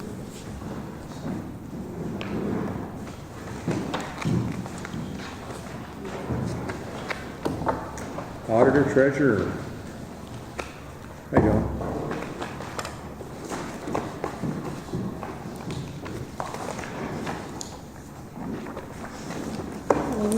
Morning. It's time to revisit the mail ballot for the KP polls again. I have not received any public comment whatsoever after putting it out on our website and posting to social media. I don't know if any of you commissioners have received comment. Bob Peterson talked about it a little bit this weekend. Other than that, Okay. Bob probably liked the idea. Okay. So as of today, I'm just requesting the board to look at the resolution and consider passing mail balloting for Cooch Polls 1, 2, 4, and 5. And I'm going to read the resolution. Is that okay? Okay. I'll read the resolution that Joan's talking about. We've had a couple of committee meetings about this here. This will be changing over the Koochiching Poll 1, 2, 4, and 5 to mail-in. That does not mean you still can't vote in person here at the county. And it just is a little bit less work and staffing, which a lot of these, harder and harder to get staff and to be able to put these folks in this place. So anyway, the resolution authorizing mail balloting in unorganized territories, whereas Minnesota Statute 204B.45 authorizes the county board to provide for balloting by mail in unorganized territory, and whereas all precincts within unorganized territory in Koochiching County are mail ballot with the exceptions of Koochiching polls 1, 2, 4, and 5, and whereas converting all unorganized territory to designated mail ballot precincts would provide for consistency and increased administrative efficiency for all state and county elections, and whereas in-person voting and accessibility options would still be available for voters at the courthouse. Now therefore be it resolved by the Koochiching County Board that the following unorganized territory precincts will conduct balloting by mail for all future state and county elections starting immediately, which would be Koochiching Poll 1, Koochiching Poll 2, Koochiching Poll 4, and Koochiching Poll 5. Be it further resolved that the Koochiching County Auditor shall notify all voters in the affected precincts by one or more of the following methods: mail, media, posted notice, or published notice pursuant to all relevant Minnesota rules and statute. Resolved by the Koochiching County Board on this day of 2025. And how would you reach out? Would you do a...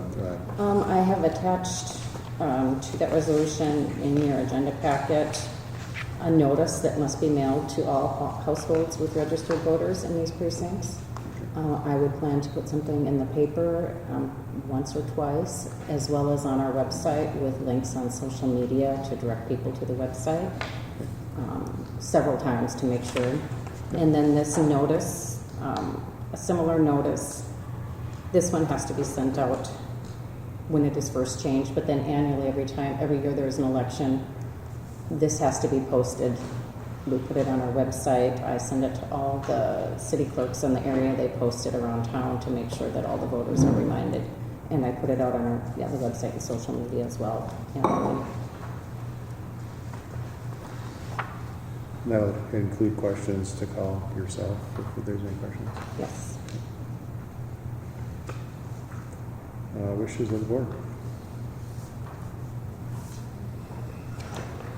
I'll make a motion.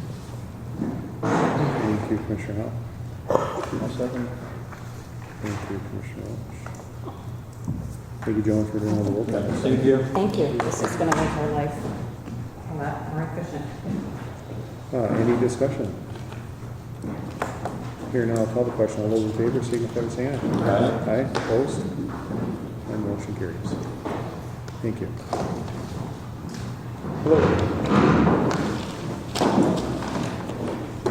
Good morning. Next up for the Good Cal. morning, Commissioners. Sorry, I'm Tara Besh, the Public Health Supervisor of Koochiching County, and Derek Foss wasn't able to be here today, so I'll be speaking on behalf of the Public Health and Human Services Department. Here to request your approval to approve a contract with Playworks. This contract would support the implementation of the Playworks programming across all 3 school districts in our Koochiching County. We would be using carryover SHIP funding for this. So our carryover SHIP funding is set to expire, and if we don't use it, it will go back to the state. So this is a timely opportunity to strategically invest in our students, their health, their physical activity, and their social emotional development. And I'll pass it over to Linnea, our SHIP coordinator, to talk more about the program itself and the benefits. Good morning, Commissioners. Linnea Imhoff, Koochiching County Public Health Educator. I have shared with you all the Playworks Junior Coach Program that is provided by Brandon from Playworks, as he's been the connecting the schools and public health and sharing all of the information. And then as well, I've added a success story from Anoka County, Minnesota. They use Playworks with the support of their SHIP funding, and they shared in that story the successes of improvement of health and behavioral incidences. So with that, about Playworks, play is how children learn, understand the world around them, and develop socially and emotionally. Today's reality, parents report their children play about 50% less than they did growing up. Kids aged 8 to 18 spend on average 7.5 hours a day in front of screens. The majority of discipline-related problems occur outside of class time, with the majority of those occurring during recess and lunch, which is about 89%. So where Playworks comes in, Playworks partners with the schools and youth, serving organizations to ensure that all kids receive the benefits of safe and healthy play every day. For nearly 30 years, Playworks has been helping schools prioritize play and high-quality recess. The vision and the goals, so recess is a vital part of the school day, offering students important opportunities for play, time to build social connections with their peers, and a chance to recharge for learning. However, recess can present with significant challenges for educators when physical and verbal altercations and dysregulated students spill into the classroom. When recess is planned for, intentional, and well supervised, it has the power to propel an engaging day for all students and staff. This proposal for student leadership partnership at all 3 school districts in Koochiching County will transform recess and contribute further to a more engaging school day. The partnership goals, there are 2 specific goals. Number 1 is to launch the Junior Coach Leadership Program, which is in that first packet, to enhance and improve recess at all 3 school districts in Koochiching County, leading to a positive impact on student well-being, school climate improvement, and increased physical activity at recess, and build school capacity to and ensure appropriate staff are trained to lead a high-quality recess and sustain the Junior Coach Program through the end of the school year. This program is curriculum-based. The schools will be provided with that curriculum. It is not an ongoing program that will need to be sustained over the year after year. Once the school is equipped with the programming, the schools will have those tools to continue on the Playworks Junior Coach Program. The Junior Coach Program works to facilitate where the older students, ideally between 4th to 6th grade, will work and be equipped to guide and lead activities on the playground for the youth, for the underclassmen. It has been a kind of a quote as talking to one of the school districts in Koochiching County that the recess is slightly a little bit of a fight club, and with the disciplinary issues occurring for the remaining part of a lot of the school day, which is really disruptful and is affecting staff and is affecting the students as well. So all 3 school districts were really excited to have this programming possibly available to support the students. So just a little bit of background on how it came to be all 3 districts is that Lisa West is the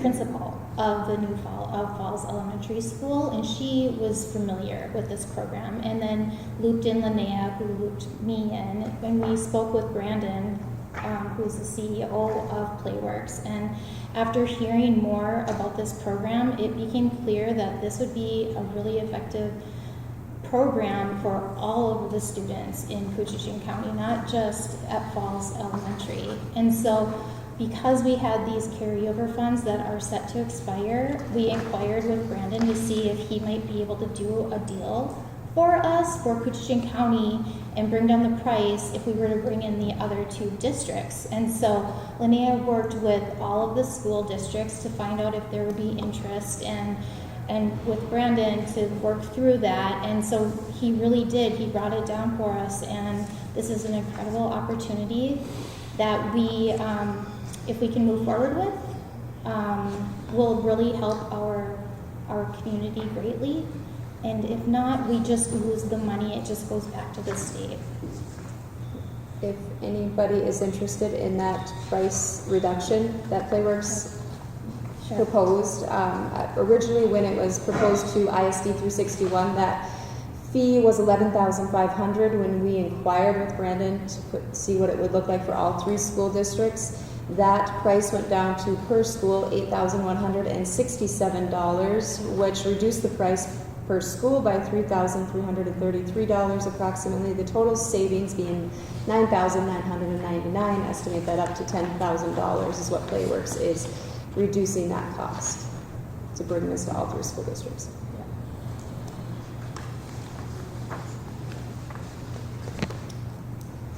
Any questions?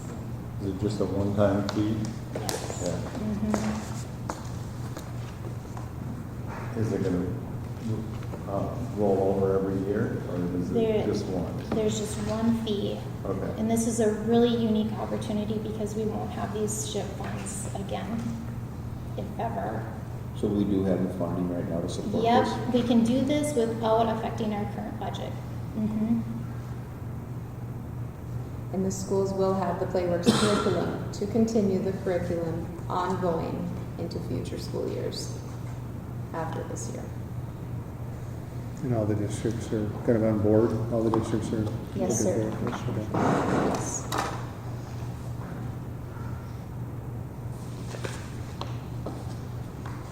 Okay, wishes of the board.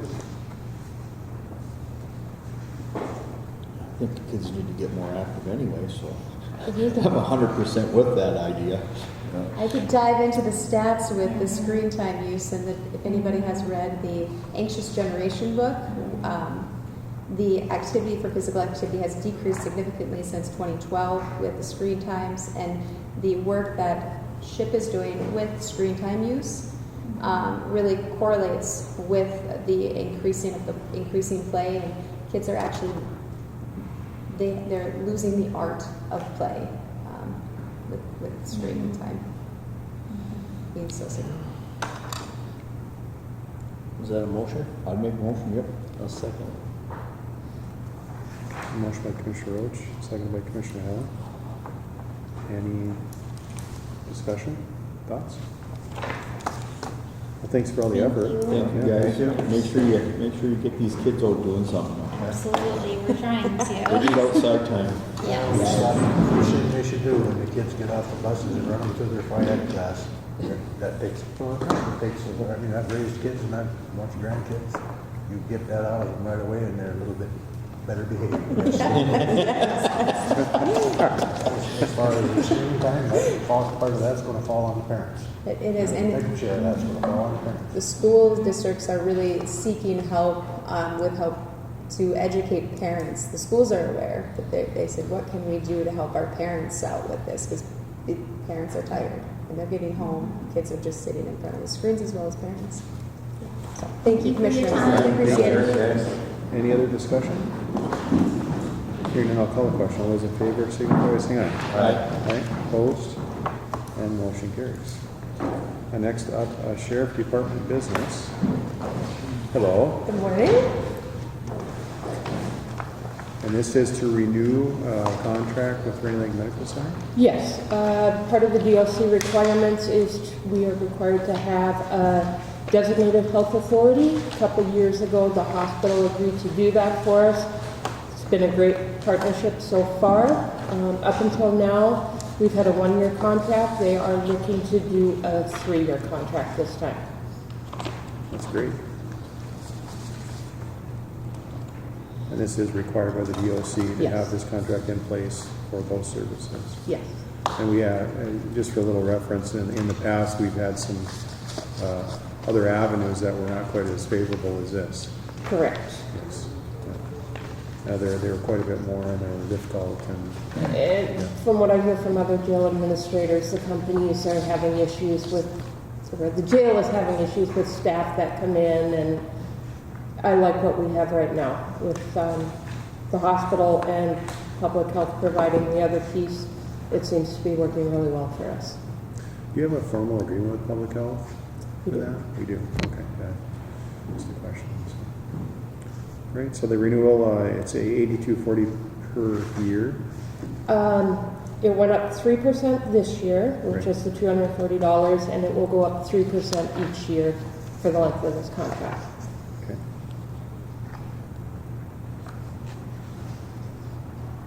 Percent. Right. Wishes of the board. I'll make a motion. Thank you, Commissioner McIntyre. I'll second. Thank you, Commissioner Roach. Any discussion? Well, thank Thank you. Grand Lake Medical Center and yourself and Karen to get, lining this all up, so. Thank you. Right, thank you. Great, any other discussion? Hearing none, call question. All those in favor signify by saying aye. Aye. Aye, opposed? And motion carries. Thank you. Page 2. Highway Department business. Hi, Trent. Morning. Got some old stuff to get rid of. Oh, yeah. Part of the deal, I guess. We got 3 items here for the board meeting, and then one for committee of the whole a little bit later. But the first item would be declare surplus equipment for the highway department, kind of on a yearly basis, or every 2 years we go through this process and declare equipment that it could be it's not serviceable anymore. It could be that it's been replaced. Here we've got unit 053. This is a 2005 Ford F-150. Right now it's in limbo whether it's going to run or not. We're trying to get an appointment in with Carlson's, but it jumped timing and could have had some significant engine damage. Unit 171, this is a 2002 Ford F-150, prior land and forest truck. Unit 172, this is a 2006 International single axle plow truck. We bought it from auction. It was a prior MnDOT truck. This was when we took over 332, the maintenance. We needed that truck. We replaced it with I think it's a 2005 or 2006 International from Big Falls. Unit 181 is a 2009 Ford F-150, again another old land and forest truck. Unit 934 is 1993 Case 590 backhoe. Unit 997 is our sweeper, 1987. And then we've got a stacking conveyor also that we would like to get rid of that has no unit ID. Beyond this list, I may bring some future stuff here in the next month as well. But this is what I would like to declare at this moment. Can that just go like on min bid or something like that, or do you? We don't have a whole lot of value in this, in these items. It could go on min bid, or we could just do sealed bid locally here. You make more money on sealed bid locally. Well, Paying any. yeah, some of the equipment it might just be scrap price. The trucks might just be scrap. The sweeper might just be scrap as well. Yeah, 1987, that's pretty old. It was an old International Falls sweeper. Okay. Wishes of the board? I'll make the motion. Get ready to. Thank you, Commissioner Roach. I'll second. Thank you, Commissioner McIntyre. Any discussion? Hearing none, I'll call the question. All those in favor signify by saying aye. Aye. Opposed? And motion carries. Thank you. Second item, authorize engineer to place bids on 2 City of International Falls trucks. So you'll see that we had some trucks declared as surplus equipment. You know, I come in here, I guess, fairly frequently and talk about my small fleet and the shape it's in. And just to further expand on that, there was a time between 2011 and 2019 that we didn't buy new trucks. We bought, you know, land and forest trucks, or well, I guess just land and forest trucks. So our good trucks are really good trucks. Our bad trucks are really bad trucks. I'm trying to catch up on this, but I don't really want to buy more than 2 vehicles a year. And you know. So the City of International Falls, of course, they declared their surplus equipment, and they have multiple units that we would be interested in on, I think it's MC bid, McLaughlin or something. 2 units. One is a 2008 1-ton with flatbed. The other one is a 2016 3/4 ton. We're interested in these. We have our limit of what we would like to spend. That's listed there, $5,000 for the 1-ton, $8,000 for the 3/4 ton. Current bid on the 1-ton is $2,250. Current bid on the 3/4 ton is $5,700. I don't know if we'll get these or not, but we'd like to at least have the opportunity to try. Did you look at that thing there and have any use for that front motor bucket that's brand new, that's going for like $300? Does that fit any of our equipment? I think it would fit our equipment, but I mean, we have a bucket already. So there were a couple other pieces that we were kind of interested in too. You know, we thought about the sanding truck, but from what I understand, that's had issues in the past. And it looks like it's in pretty rough shape. Our sanding truck is, I think it's 1999, I believe, and its frame's in pretty rough shape as well. We figured it would kind of be a wash either way, so didn't go that route. What else did they have? The dozer. It's a nice dozer. Same model as ours. Ours is 15 years older, so ours has close to 4,000 hours. Theirs had about 400, but it's a higher dollar item, and it's not something that I budgeted, so I wasn't interested in presenting it to the board. So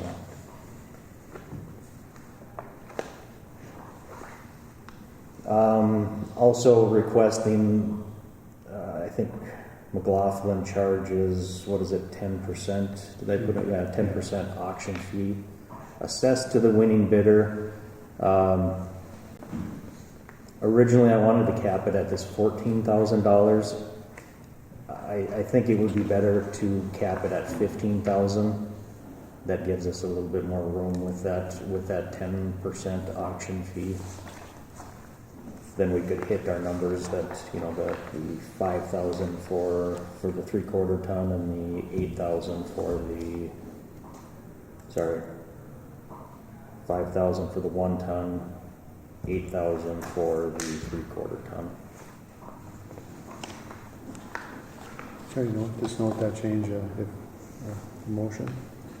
I do have this equipment is budgeted. I have a less than $10,000 fund.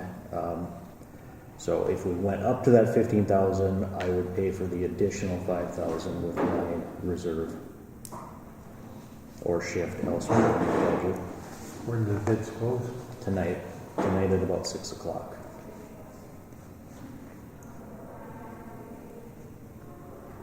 I would say watch them and bid on them if you think we need them.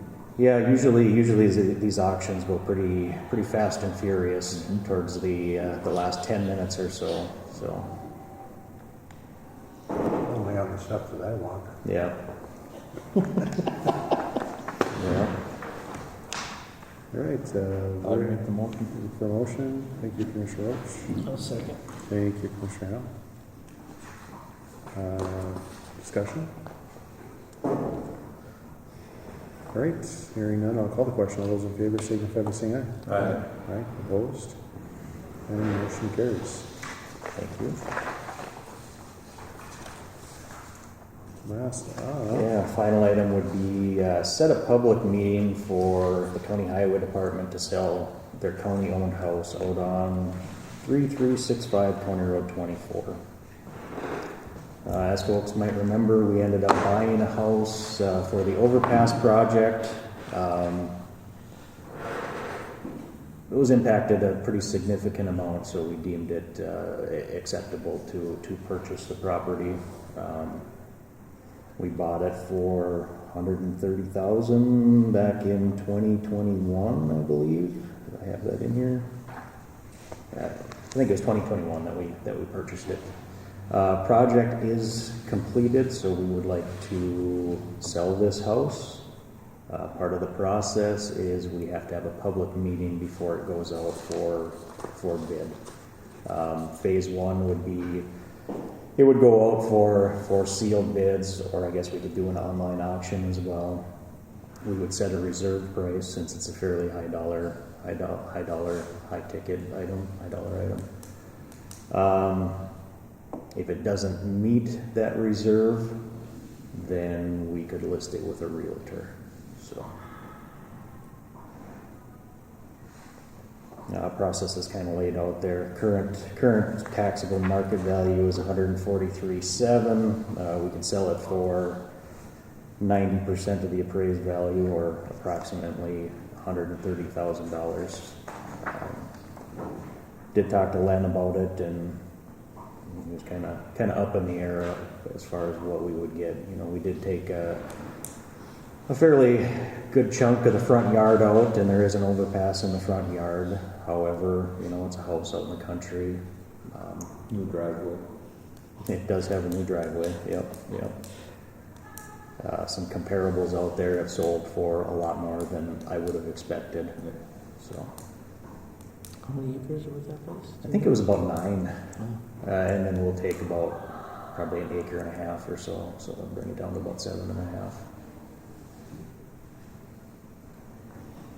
So yeah, I'd like to set the public meeting. You know, ideally we'd do it at the next board meeting, either prior or after the board meeting. I put here 9:15 before the board meeting.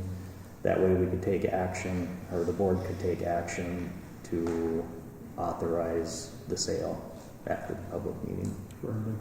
Yep. I don't anticipate much, if any, comments. do we have technology down there? Not that I'm aware of.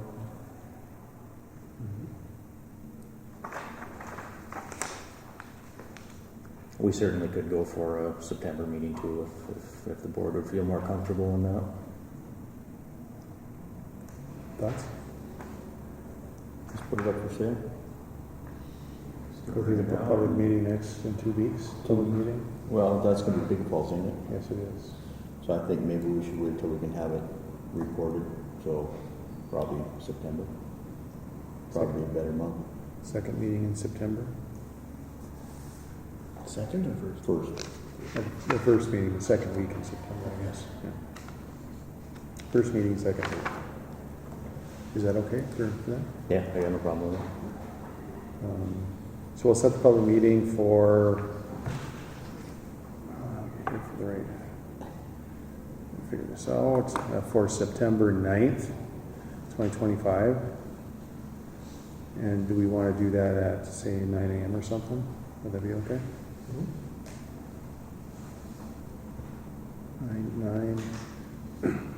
9 of 2025 at 9 a.m.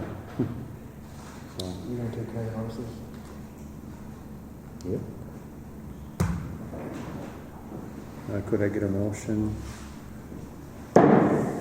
for the 9/9/2025 at 9 a.m. for the public meeting for the sale of the county-owned house? I'll make a motion. Thank you, Commissioner Roach. One second. Thank you, Commissioner Hall. Any discussion? Hearing none, I'll call the question. All those in favor signify by saying aye. Aye. Opposed? And motion carries. Thank you, Grant. Thanks. Thanks, Grant. Hi, man. Still morning.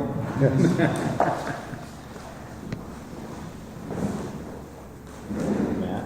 Can we just You feel okay? consider I'm trying to keep your attention here. Yes, consider approving a member to serve on the Koochiching County Board of Adjustment. The Board of Adjustment was established many years ago pursuant to Minnesota statute when the county adopted zoning regulations. The County Board of Adjustment is a citizens committee of 5 county board appointed members that work with the planning zoning staff on applications related to zoning, variances, and appeals. It serves an important role during the public hearing process to consider information from both applicants and the public and affected landowners before issuing any decision related to the applications that they receive. We advertise throughout the county, all the newspapers and their official newspaper. We received 2 letters of interest from Bill Corin and Bruce Turbin, which we're thankful for. The Board of Adjustment at their last meeting recommended the appointment of Bruce Turbin from Birchdale to fill the vacant position. Many of the members currently on the board are not in the rural area, and so they thought it was a good idea to get someone in the rural area of the county.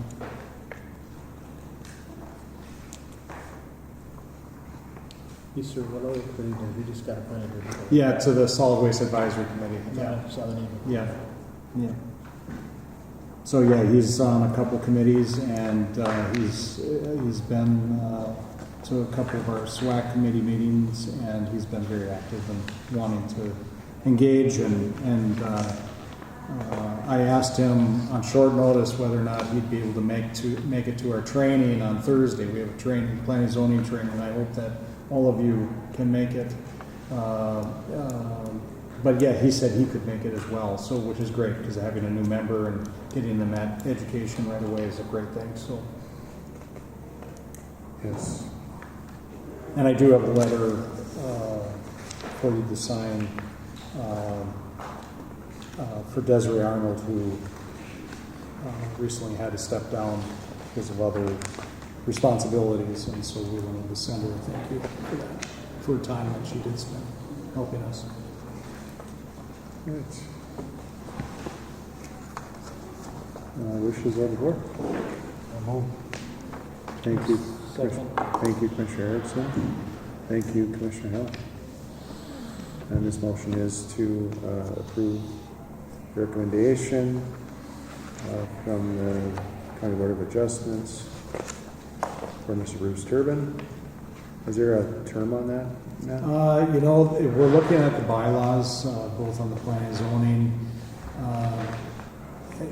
I don't know, I've never seen any bylaws for the Board of Adjustment and for the term, so there hasn't been any term as far as I know. Okay. But we could look at bylaws for both bodies and then present something to the county board, for your consideration. So, if you want us to do that, we certainly can do that. Oh, just a question, so we're thankful to have them. Sometimes it's hard to find people, so if they're willing to continue, it's very good of them. I mean, we have a hard time filling these positions. It takes a lot of time, and sometimes they take heat. There's people that come. It's controversial sometimes, the information that is being presented, and it's personal because it's people's property, and they worry about the effects when there's changes, right? So, No, appreciate him stepping up, and he could be a great addition. I agree. Yep. All right, we have a first and a second. Any further discussion? Hearing none, I'll call the question. All those in favor signify by saying aye. Aye. Aye, opposed? And motion carries. All the guys on the Board of Adjustments are used to taking some stat. Yeah, they're versed in it. So. Just one more question. Are you all able to make it on Thursday? I'll be there. For the training. Ricky, are you going to be there? I'm gonna try. So 9, I think it will end probably 1:30ish, 1, somewhere in that time frame. Okay, you're not able to? I think I can make it. And you're going to make it I try? have not heard whether my schedule is yet, so. Okay. Well, I appreciate it, and Yep, Jason, if I thank can you. have you sign. Yes, certainly.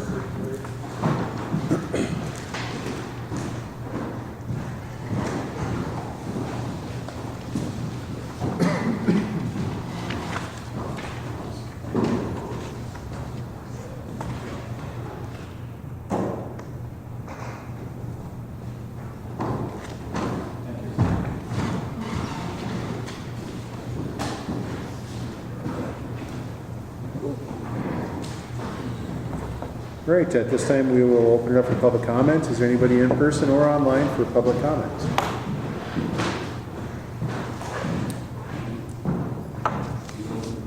Public comment, yep. Come on up, sir. Well, you hung out there, so we appreciate that. No, very least I can do. I'm just recently retired and I'm trying to get my times and dates and everything straight. So Yep. appreciate the time very much. I'm Franny Anderson Jr. I'm the oldest and meanest son of the late Francis and Joyce Anderson. Just a little background on myself. I was with the flying service here for 15 years, and then I went to the airlines for 35 years. Time goes by, and then this last 5 years I was with the Federal Aviation in Minneapolis as a safety inspector that was assigned to Sun Country Airlines. So that was enough of that. They finally said, it's time to leave. So I am here. A little background, the Anderson family has had some property on Birch Point, County Road 117 since the 50s. My wife and I purchased that from my mom and dad here. Time goes by, about 15 years ago. So anyway, my purpose of being here today is we'd like to solicit the interest regarding the public water service to Birch Point. So I appreciate the presentation that came in earlier today. It gave me some information. A little background, a month ago I met with the city of Rainier. I assumed incorrectly that they had the water system there, but the city of Rainier has the water main, for lack of terminology, but the County Road 117, of course, obviously it's your property, and we were instructed, number one, Rainier doesn't have any money for water, which is because it's not their, you don't have any money available for it, and also it's not their jurisdiction. So I contacted Mr. Nicholson, which was very kind and showed me the right direction, who's in charge of the property there, and I appreciate that very much. I also appreciate Mr. Hell getting back to me regarding the meeting that's upcoming. I appreciate that very much. And also Mr. Erickson for showing me the right direction for the door last week. I'm so weak I walked around to see Mr. Nicholson's office last week and I didn't pull the door hard enough, and I think you're the one that said you just got to be pulled harder. So it shows you an idea. I'm older. I'm here in the truck at the time, and I probably look like a derelict. Anyway, regarding the possibility of getting water to Birch Point, I'm representing. There's 7 of us folks that are on the loop out there, and just random thoughts came to mind. It is the county right-of-way. Does, or whatever the correct English is, Koochiching County have the ability to put the water in there and charge us for that or assess us for that? That'd be one such question. The other one is, if we as the landowners, with your approval, of course, to use the right-of-way, can we do the water installation ourselves? Is that an option?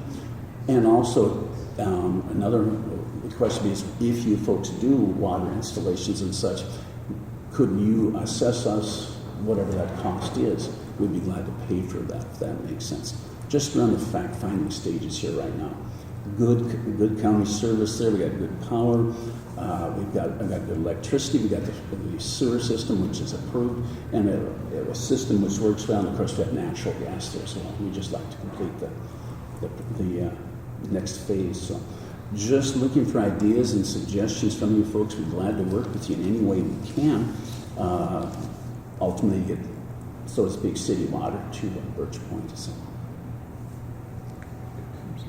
So thank you for coming in and bringing this sure. up. I know it was an impromptu time, and Destry and I talked a little bit, and Yeah, I said, thank well, you. I think there's going to be a rural water presentation of all things. Yes. On the same day that you wanted to come in here, I'll like, tell this you might what. work out okay, so here's a card, and we're sending you in your note. No, that's great. But I don't know the answers to these questions here. I know that I think that the jurisdiction for the maintenance lies within Rainier, and I don't know who collects the. I would imagine that they also collect the revenue from that. So, but to extend it into, like, say, the County Road 117. It's about 3,000 feet, I think, give or take, from the County Road. main to the goes pretty much straight north by Hogan's there and that sort of stuff. So give or take, yeah. And there's 70 of you out there on that point? Yes, there are. There's we have ourselves. Just come around the corner there. We have Harchies, and we have Jellies, and we have Herman's and Caceres and Langs and then Einerson's, and then Hogan already has the water on his property They're right there at the east side. Yeah. So they come off at 20 then, okay. That's correct. So whatever the process is or whatever, I've done a little bit of research in the background, and with the help of Mr. Nicholson, I know if you want to put a water line, so to speak, underneath the lake, so to speak, whether you come in from the south of us, I know the water comes to a resident there, and on the north side of Hogan's, I know that they bored the water in for their place there. But I understand if you have to go underneath a lake, as an example, to get up to the other side, it's a DNR type thing, and it takes obviously some time and patience to work with them. So that's my limited experience. On a secondary note, I believe Mr. Hopkins is one of the, and Mr. Tomczyk own the property to the east of us there. And I believe there's a connection there, pun intended. I think that they have connections with people that are in the boring business, what they call it, that goes underwater, or goes under land, let's put it that way. So we're just looking for thoughts that you folks have, or ideas, or suggestions, and if you're in the business of doing that, putting it in, glad to take care of that and charge us or assess us or whatever, if that's a possibility. Open any suggestions at all. I think we're going to have to investigate this, obviously, Sure. from our perspective, to see how and how the language is with the line that's currently existing. I think I've seen that document somewhere, but I think it's fairly old, and I think at one point in time, I think the city of International Falls actually took care of some properties up there as well, and then it got transferred over to Rainier for the maintenance and collection of that. I think that's in the late 80s, maybe. Time goes by. Everything's... Yeah, it changed over probably in the mid-2000s, maybe somewhere in there, I believe, if I remember right. And then that maintenance schedule changed, whereas Rainier was responsible for the revenue, collection of the revenue and maintenance of the assets. That's my understanding from the city of Rainier is that they, that's exactly right. They charge for it and repair it. Well, I think we could probably talk with Rainier and see if there's any interest in having that type of an agreement as well. Moving forward, be in your best interest probably, and the citizens out there, is to have some type of a maintenance agreement, collection agreement. You'd have to probably go along with hooking into their line that they're responsible for, so they would be a part of this as well. Sure. So far as funding, I'm not sure how that would work. I think we'd have to probably have some light engineering, just an overview of that, perhaps, potentially. I don't know that Trent would, probably could coordinate something like that maybe, but I don't know that Trent would do that necessarily, other than maybe the coordination. And I'm dragging Trent into it. He's over there like this, and we're like, sure. I let him put the light in underneath their road. He would let the line go under the road. We're halfway there. I mean, we're halfway there. You just got to wait till the sun goes down and the rest will happen. Well, that's sometimes how it happens. So it would just be an idea of what you'd be looking for out there, whether it be fire protection, which would require a larger line probably, or whether you'd have a service line. So there'll be some of the benefits to consider, but of course if it's assessed with no grant funding or help at all, well then it might be significant. So that would be, I guess, would be, I think on your end, you may be able to do this on your, I wouldn't say on your own, but if you wanted to get some pricing to get an idea of what these installations would be. I think that would be a good idea for a good step, and then see where everybody's at for a jumping off point. I mean, if it's terribly expensive, that might be a consideration, and then going from there. I think that would be the first step, is just kind of seeing what you need, what you want, what you need, what you can get for a cost. So if you have, like, I know obviously water pipes are different sizes and stuff, so if you just want potable water, you can probably run a 2-inch in there to feed everybody's house, be my guess, or even smaller probably. But if you want a fire, you want a hydrant, right on the end there for everybody, well, then that would be a different cost. Sure. So my preliminary, just history in the background there. I want to say that the neighbors to the east of Hogan, I want to say it was something like $12,000 just to get they were fortunate enough to get through soft ground out there, so I understand that. But also, if you're I'm assuming whatever a main size is, I don't even know. That's obviously a bigger drill and a bigger machine and stuff. So right. I'm thinking, I think I checked yours, so I think a fire hydrant's like $7,000 just for the hydrant. I want to say we're probably looking at maybe like 80,000 or something maybe to get that out. Maybe more than that. I don't know. Yeah, it's usually a per foot cost, but there you might have different obstacles. You may have rock there. Oh yes, I guarantee you, birch pine there's rock, no question there. You may have water, potentially depending on how you do it. If it's directional drilled, maybe that doesn't affect it, but I don't know that. But if there were anything to be open cut, if it was soft ground, you open cut it, you probably have water. If you drill it, you might run into rock and or both, which can cost fairly significant too. Absolutely. And just for the sake of conversation, are there contractors locally here that have the boring machine if it's bigger? Do you know? I don't know. I'm not familiar with that. I don't know that there's any borings around here. I think they would probably be more of a regional company that would travel around and stuff and do bids and things. Okay. Offhand, I honestly don't even know. Wagoners work with the ones up to like when they put that sewer. Is it T? Branson. I'm sorry. Branson. Okay, Branson. And they're from where, sir? Okay. And Wagner Construction, what did you some say that or something, or they use a different? I think that. I don't know, who do they use? I'm not sure. That's fine, but I'll check it and make sure that's it. Very fine. Well, excellent. Thank you all for your time. I appreciate it very much. Look forward to working with you. It's been a long time since we were over in Bog Hill. We used to cross paths over there. That's the time because I was in 75 before we were at the airport over that time. And yes. Are you still in the logging business and still timber business? Passing that on to my boys. And, I am a retired farmer and Just a politician. I like it. I was just humorously saying a little bit earlier and such, is that one of the things that saved my wife when I was married, we've been married almost 50 years, was that I was gone half the time in the flying business. So she did the home thing, and we had her coming home fighting to go and wife fight. But now that we're together full time, it's an adjustment. So I might be looking for a job myself. Something. I can second that. And she's got the patience of Job to live with an Anderson. I mean, to tell that's another story itself. But yes, Thank you. Any other public comments? Please, go on up. Hello. Hi. Hello.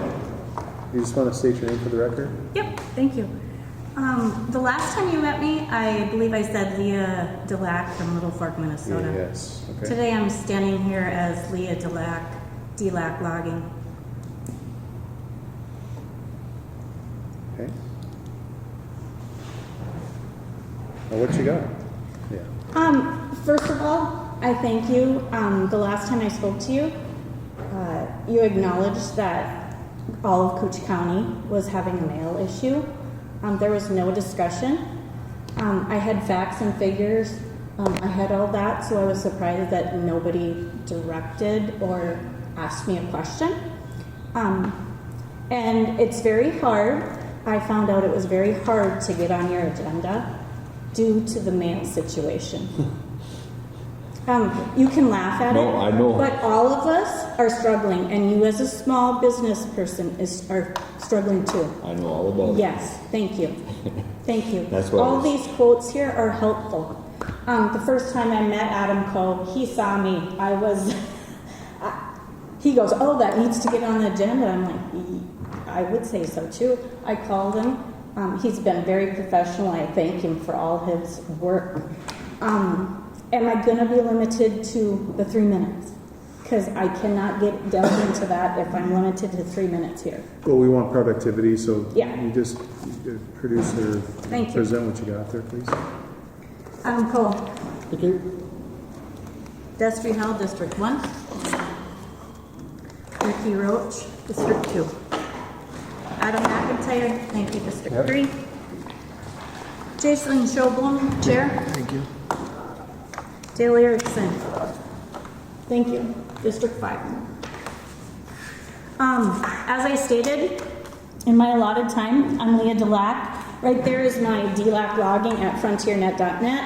Here's my phone number, 218-324-1120, today's date. Two things I want to represent right here that stand out to me as I listen to people approaching you. 1 was futuristic. 2 was outreach. 3, I want you to remember the ratio of 1 to 41. Please turn the page. All you have to do is look at the red highlighted areas that I've given you. This is a long-range plan, and this is all found on the Koochiching County website. The long-range plans for the management of tax-fortified land and forestry resources of Koochiching County. It was recommended to the county board August 24th, 2021. It was adopted December 14th, 2021. All of the 5 commissioner boards and also the admin are new members to this plan. I don't know if you've read through it or not as new members. Jason Schoblum, Chair, you are familiar with this. Please turn the page to the next one, and I will not read these for you. I'm assuming, I don't like to assume, but maybe you are familiar with this. November 2021, it was brought to this committee right here in the 3rd floor courtroom. It discusses all of the things.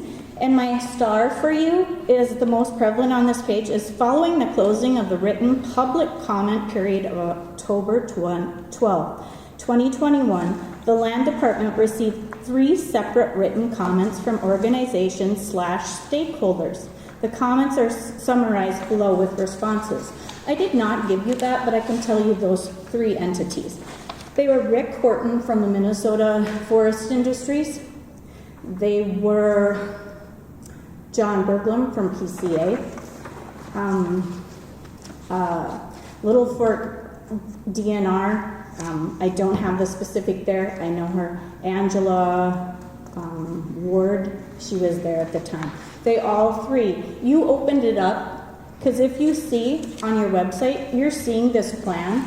But then what's highlighted is public comment, and I will address that. If you turn the next page, you will also see that in Koochiching County, it is the 2nd largest county in Minnesota. It is the youngest county. However, it is very highly influential by generated income for the county. Paper making is 45.44 with the added value of 41.14%. You can see the other circled there. Let me highlight at the moment. Nearly half the total economic output is generated by the single factor of a pulp and paper mill in this county. Half the county's output is generated by timber and wood products related industries, and this includes half of the transportation sector, which is assumed to be logging related. According to the economic multipliers, I will emphasize this one, it should be bolded. According to the economic multipliers from the Minnesota Department of Natural Resources, for every $1 spent on timber stumpage, an additional $41 of the economic activity is generated. Thank you. According to the 2020 Minnesota Agriculture and Forestry Economic Contribution Study, the forest products industries within Koochiching County annually generate $874.2 million in total output or sales, $368.3 million in value added, $173.5 million in labor income, and contributes $27.3 million in state and local taxes. I think at this current rate, a lot of citizens of International Falls will be glad they have logging in this county. If you turn to page 21 of your report, you will see who is responsible, the department organization of the Koochiching County Land and Forestry Department. Organizational chart is below. Circled is you 5 gentlemen right here. Elected County Board of Commissioners, which there are 5. I highly stress revenue generation. The Land and Forestry Department receives funding for this program from a variety of sources, but no local property taxes are used to run the department. The department is essentially a financially independent enterprise operation, and I could read that sentence again if need be. Management of the stable land base is the primary asset generating revenues of all department activities. Then, if you look on your website, this is what it looks like. And I love this right here, because this highlights outreach. And it's the public comment summary. And that's where I emphasize that 3 entities, invested entities in this. You had PCA, you had the Minnesota DNR, and you had the Minnesota Forest Industries comment on that. And here is my stance. If you look at this right here, now I'm into myself. Right here, I ask all of you guys, because you're looking at this as your responsibility on that basis, I want to hear from each one of you how the mail has been affecting you. I know Adam's stance, and I want to emphasize this. I thank you. I asked him, what's it going to be like when I sit up here? I can't get on the agenda. I had to reiterate my whole thing. In that time-wise, he and I have had to communicate because you guys actually did that, and I commend you. Simple. It was simple. KISS. Send a letter on, right? Give us some help. You did that. But then, speaking to my thank you, Desiree, he face-to-face communicated with me and said, the county, Adam has said, good communication. They're looking for some individuals who will represent people that have been in a bind. I face-to-face came and saw Adam Cole in his office.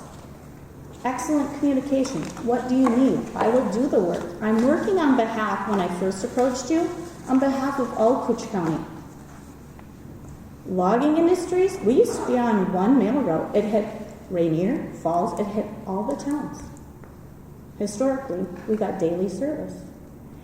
Excellent communication. We didn't take one whole week. If you're not familiar, there's a no-touch policy in the International Falls Post Office. That means if you are going to send your chairman a message, it's not going to stay in town. No, it goes, thank you for that. It goes all the way to Minneapolis. Really? Yes. Wow. And this has been an awareness to people. And I did, when I first approached you, it's an awareness and an advocacy.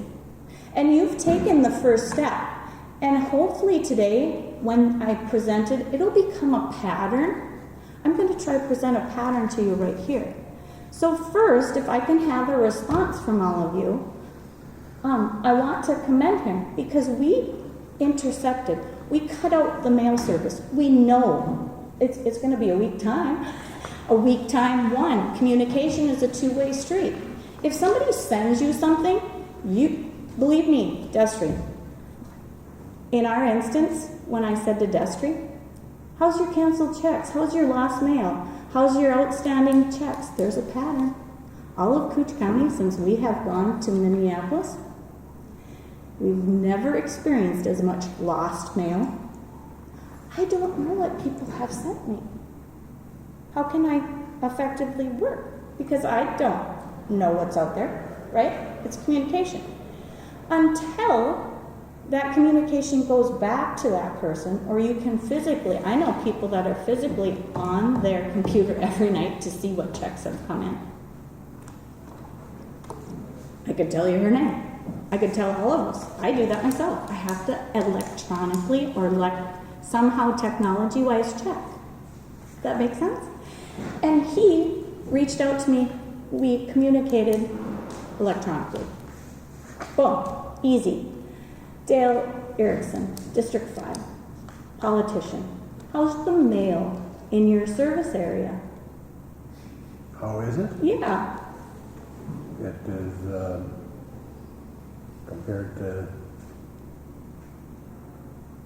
comparatively, it is substandard, or what I consider substandard, but I will also tell you that it's not a problem that's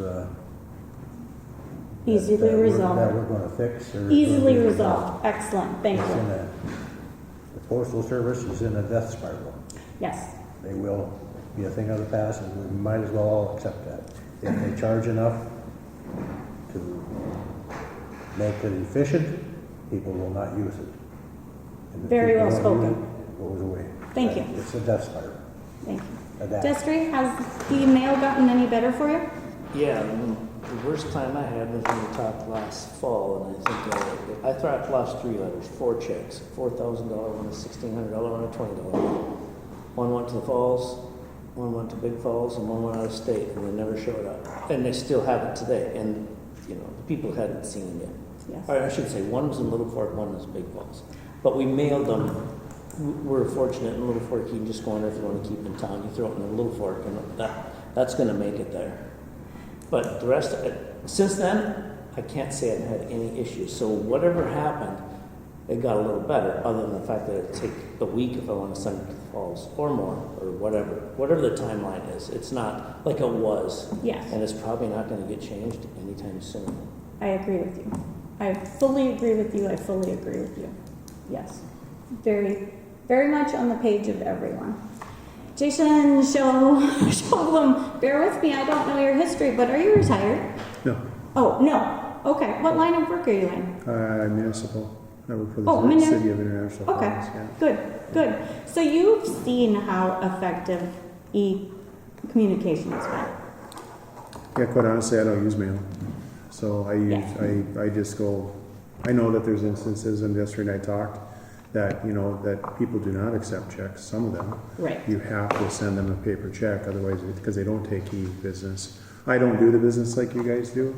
I just, I usually pay a lot of this stuff either automatically or just with verifying and stuff like that. Yeah. But I did take the time to talk to a few people about the mail service. Wonderful. Thank you. And what was their response? Their response is they're short-staffed. The response that I got out, and that they were, people were on a hiring list and they were waiting, and the process is extensive, via whether it be background checks or the timeline of getting to everybody.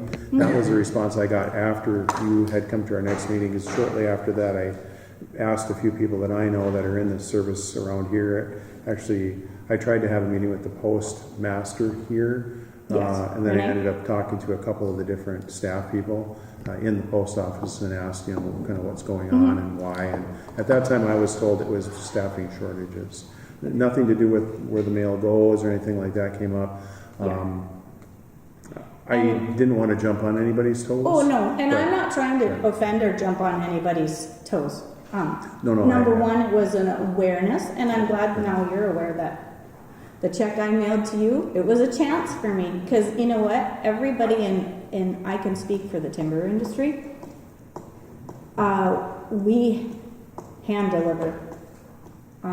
We drive to Bemidji, we drive to Grand Rapids, we drive for parts. But you know what? We've utilized, I've gone right to the land commissioner department, hand delivered it.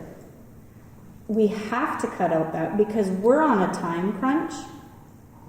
Some entities don't have that window. They're not responsible for a window. We are. Yeah. So to have effective communication and effective resources for addressing that is a necessity. Does that make sense for? Yeah. Oh, yeah, absolutely. Ricky Roach, small business owner. I took a chance when I utilized his services. So we used the mail. Yes, we do. So it was a week.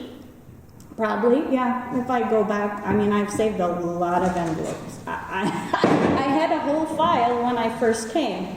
But we were fortunate because your communication of the invoice actually got to me. Some invoices, I will tell you, there was one business in Little Fork that got their first statement from a supplier, and it was stamped August 8th, 2023. And it was the first statement. I can go to the dentist here, but when I get a statement, the first one I got, I had to call there and I'm like, what's this for? Because I don't have the itemized statement. And the first thing I infer in my head, I didn't get the first statement. Or the second. Or the second. Everyone in my industry, if you were to ask, a lot of them, which I talk to them, they're my family, they're my neighbors, they're my peers. We write the check the day we get it because we cannot make that timeline. I could tell you a horror story of how bad winter is. You probably don't want to hear all of them. But according to the process of going through Tina Smith's office, I can tell you what transpired, but that's too long of a story. Otherwise, you're doing okay. Are you thriving? Are you surviving with the mail service, or are you thriving? Surviving. Thank you. Adam. I'm in the same boat as him. Thank you. And it's beautiful in here. I love our courthouse. Did you have an opportunity to bid onto painting here? Yes. Did you do that Long electronically, or was that available to you? Or It was in 2008. yeah, it's been a while, but it still looks pristine and it's beautiful. I commend you. How did you go about that bid process? Came in and gave them a paper estimate. That works too. You personally came in. Yeah, slid it across the table, and then we went from there. Yeah, and it worked out. It worked out beautiful. I'm glad you got that job. But Good. I have to go look at my projects first, and then and I usually bid them right on the spot. Oh, okay. And then do you follow up via any electronic to? Yes, I constantly text people back and forth. Yep. Perfect. Most of mine is electronic billing and stuff. Yep. So I use that mostly. And ACH payment, you're probably doing it both. Well, Yeah, credit cards. Or you're not having to pay employees or pay your subcontractors, so you probably don't do outgoing ACH or electronic fund transfers. Yeah, Some. Okay. Well, good. You're on board. Thanks. If you turn, this is I think, number one, in this right now, I'm going to solidify that coming to the table. Thank you for allowing me to come to the table, because the loggers, they're family businesses, they're generational, they're small families. That's a historic fact. We are of Cooch County, and I think we're an invested stakeholder in your biggest revenue industry.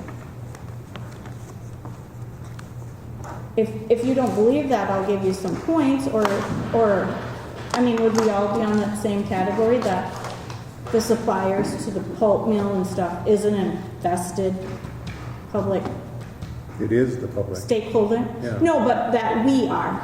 Oh, absolutely. Thank you. Okay, if you will turn to example 1, these are instances that and this is a hardship. This is a financial hardship. And the first time I met Mr. Coe, he agreed with me. He's like, that's got to get on the agenda. You will see, just look at the circled things. On 1/3/2025, I had to send a sealed timber bid to Grand Rapids, DNR. I've been there many times. We took a chance, okay? So the timber, it has to get there before, okay, January 10th. I looked at that and I thought, I'm not chancing it. I know the turnaround times. Can I please send this priority? This is a priority post. And anytime, I want to tell you this, as a small business owner, you cannot put it in a Dropbox.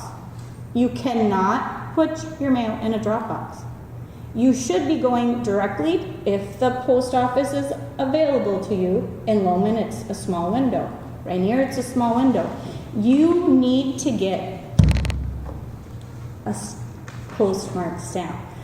Mr. Dale Erickson, that references to, I spoke to Ray Higgins of the TPA, because on the legislative table,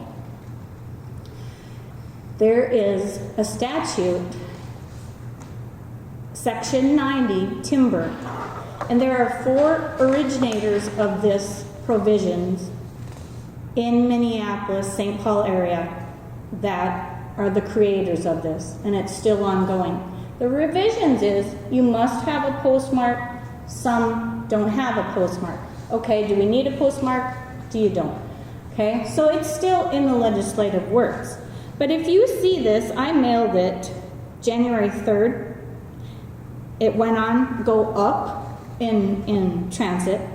St. Paul, it got there in 3 days to St. Paul. You will see it sat in St. Paul all the way through January 11th. Sorry, but my sealed timber bid, my husband calls 8 a.m. January 10th. Did we get any bids? The gentleman says, we never received anything from Delac Logging. I go right up to the post office.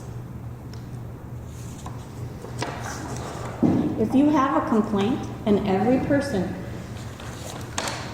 the U.S. Census, and I think it's a little high, says that there is 11,594 of us. For each individual, organization, person, small business, whatever, for every burden you take, this is what you have to fill out. Even though I did all the footwork of the 33 people, some people didn't get calls, some people didn't get a phone alarm, so I gave up on it. I can't waste my time on this. My response back from the USPS online, and I had a whole load, it was, yep. If you have any more delayed mail that's interfering for each time, I have to fill out this. So we're still in the same boat, but we need a solution, right? So you will see it finally got there in 10, 11 days time. Cooch County used to be Itasca County, and when the people came here, all the business people were like, it took us a whole day to get to Grand Rapids and do the business of the county. Guess what happened? They had to find a solution to it. Cooch County. They split the county. They split the county. Mm-hmm. So in an essence, if I drive to Grand Rapids, I've met my bidders, my competitor there. I've met a nice relationship there. And a different company too. Yeah, we're doing the same thing as the homesteading days, right? Yeah, okay. So you'll see that was a financial hardship, loss of revenue if we were ever in question of being on there. I will direct you to example number 2, and this pertains to Koochiching County Land and Forestry Department, right here. You will see that this is a letter that I got. The land commissioner typed it up, or that department, January 15th, and mailed it to me. Now remember, I probably got it January 22nd, 23rd, a week's time, correct? Let me read what it says, because, the county got an overrun date. So, a paper and pulp manufacturing company from International Falls sends the county, same town. Got to get the communication there. Sends it via mail, but it takes 1 week to come back. Originates in International Falls, it comes back to International Falls, but it takes 1 whole week. So, this started on 1/7/2025. Now they're reacting January 15th, 2025. And I want to read this to you, it's underlined. To be eligible to bid, this overrun must be taken care of as soon as possible prior to the January 29th, 2025. Timber auction. Please make your check payable to the Cooch County Treasurer. Land Commissioner. So, Example 3, why would we not email overruns? Or why, I've gotten a call once, I can recall I got one call from the county before, and it was probably 2018, 2017, different admin. And it called, and I don't take the phone call if I don't know when it comes up spam. I was busy, but I went, "Boop. Hi. Oh, it's Shar from the land department.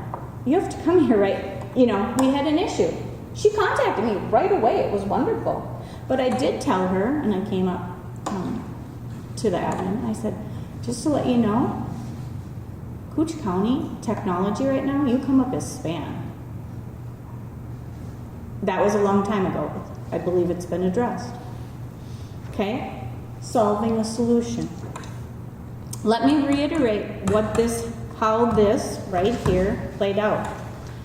Week 1, because remember the mail is coming back, and if you look at this right off the bat, and it's like, oh, well, this secretary has till January 29th, and this is January 15th, you got 13 days to act. Week 1, a week mail transit turnaround time from a paper and pulp company to the county. A 1-week mail trip turnaround time from the county to Delac Logging. Week 3, a 1-week turnaround time from Delac Logging's payment to the county. And a 1-week mail turnaround time from the county to Delac. A month's whole time. Right?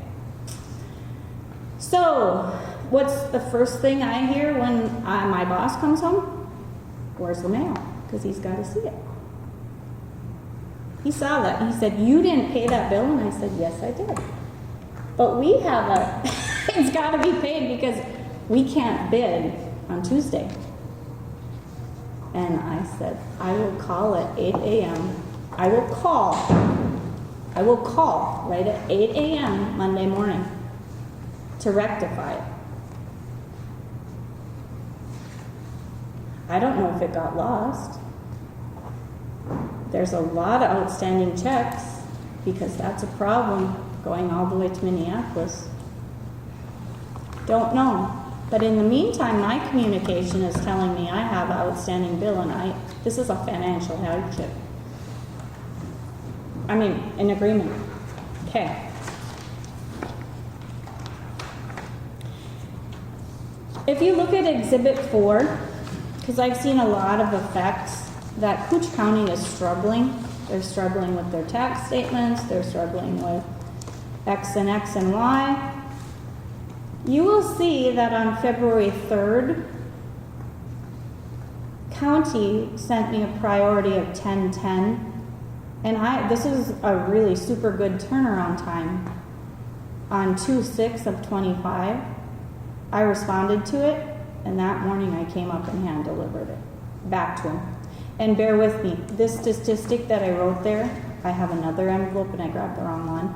This one is of a legal matter because probably it needed a signature for legal to make it official. And then I'm not going to chance the mail. It doesn't secure the timber sale or the timber bid until it gets a signature. Okay. Number 5, and I'm getting to the end here. Number 5 is some examples of 2 entities that mailed me something. International Falls, coming to Little Fork. They mail it. I don't know. Well, it doesn't get touched here. It goes on beyond. Not to Bemidji, it goes all the way to Minneapolis. And a lot of our mail, not just this, I could show you a pile that it is not canceled. Some of them might have taken a pen and went like this. There's no post date. How am I going to function in the mail? How am I going to bid? See where that's going? And then this is on the legislative table, and that's why when I reached out to timber producers, I said, Mr. Ray Higgins, it's not applicable to us in Cooch County. Some solutions for Delac logging. The first time I came, I would love to have great mail service for the whole county. That's what my intent was. Thank you for acknowledging the whole county is struggling. But I have to have a solution to myself. So please see the last page. Step 2. A two-step land and forestry department solution request. And I do request this for the timber industry as a whole. Solution 1. May the land and forestry department use e-communication or even a phone call. Email, phone call to address any overruns, notifying those affectedly by a balance on their account in a timely manner. Easy solution. Please consider the option of utilizing any e-communication methods within the Land and Forestry Department for notices of overruns and time-sensitive business matters and communications. Multiple other Koochiching departments utilize e-communication methods in order to communicate with their clients, service patrons, vendors, and the public. That would be such a timely matter for all invested stakeholders in the industry. That's what we're all concerned about. When I saw 3 of my peers and we ended up at the same post office, because we need this, and we started talking because something started, trucks started rolling. We all looked at each other. We're back in the same boat. And the one off the cuff, the first thing out of her mouth, I hope I don't have an overrun. Solution 2. Offer ACH and EFT payments. A lot of people are doing it. If you look back and highlight the 1-to-4 ratio, this plays a high big stakes. I would put all my money on there. I would not chance the mail 100%, but I would put all my money in this. You're a self-funded entity. Wow, you got the money, and I see what's coming up on the board agenda is budget. Please consider the option of offering timber industry stakeholders an opportunity of e-payment services. This county, Cooch County, currently offers the following e-services, and I could list more because I saw multiple of them today. E-check-in for court cases and procedures. E-payment of judicial court fees and property tax payments. E-payment for county property tax. That is a big issue. And that's also probably the county's biggest struggle in getting revenue, is getting the communication to the right person at the right address in property taxes. Yet, Cooch County does not offer the timber industry account stakeholders sitting at the table an option of payment to rectify and become a bidder. To strengthen this plea, my last thing, Koochiching County Land and Forestry Department is the only entity that does not offer an e-payment option to their current timber bid accounts. Whereas both the Federal Forest Service and the Minnesota Department of Natural Resources offer their current timber bid accounts to process e-payments, ensuring that their registered and certified bidder can bid at timber sales. And with that, I'd like to close because everybody from the 3 people that commented on this public comment series of your long-term plan, to everyone that has sat here today, they've all ended in thanking you. Thanking you for your time. Thank you for listening. And it's an opportunity. I'm glad that any citizen can sit here and approach you with anything they have. But firmly, strongly believe that is a full-blown county problem, and the logging industry goes all the way from the southern border to the eastern border to the northern border to the western border, multiple counties and beyond. Thank you. Thank you. Thank you.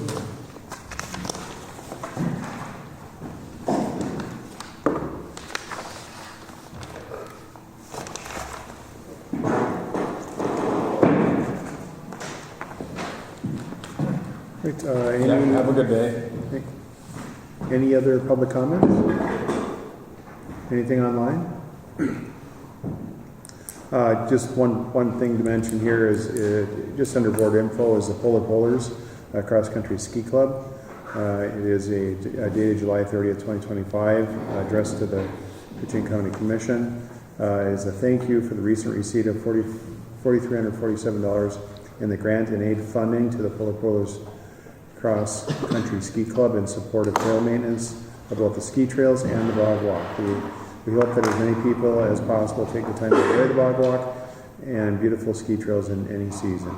And it's signed by Mr. Steve Johnson, Dave Skort, Ms. Sheila Hart, and Burgess Eberhardt. So thank to those folks for taking care of that and really taking it on and having a great opportunity out there. It's an awesome place. So I'd like to thank them. So, any other public comment?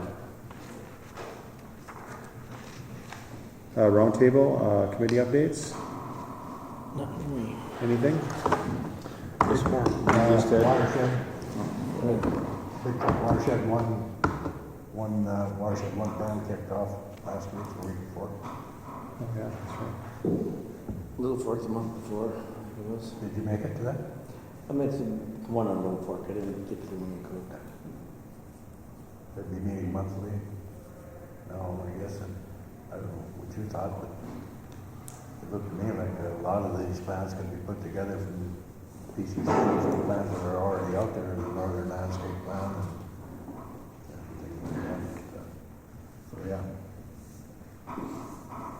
So that process is underway. Yep. Anybody else? We just, like I said, we had the thing about the airport there for getting a letter and stuff like that there. It was very well outlaid. We appreciate having two bidders for our airlines in International Falls. But after looking at what they had to offer, Skywest was definitely the better pick out of them too.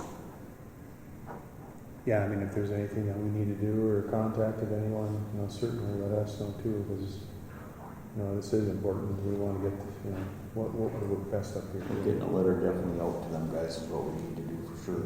Yeah. Like I say, it was very well thought out and laid out between the two of them, but with the amount of people we have flying in and out of this little airport, it's amazing. Anyone else? Right, hearing no other roundtable updates, is there any other business? No other business, I will ask for a motion to adjourn. Make a motion. Thank you, Commissioner Hall. I'll second it. Thank you, Commissioner Roach. All those in favor of adjournment, please say aye. Aye. Aye, opposed? And we are adjourned. Thank you.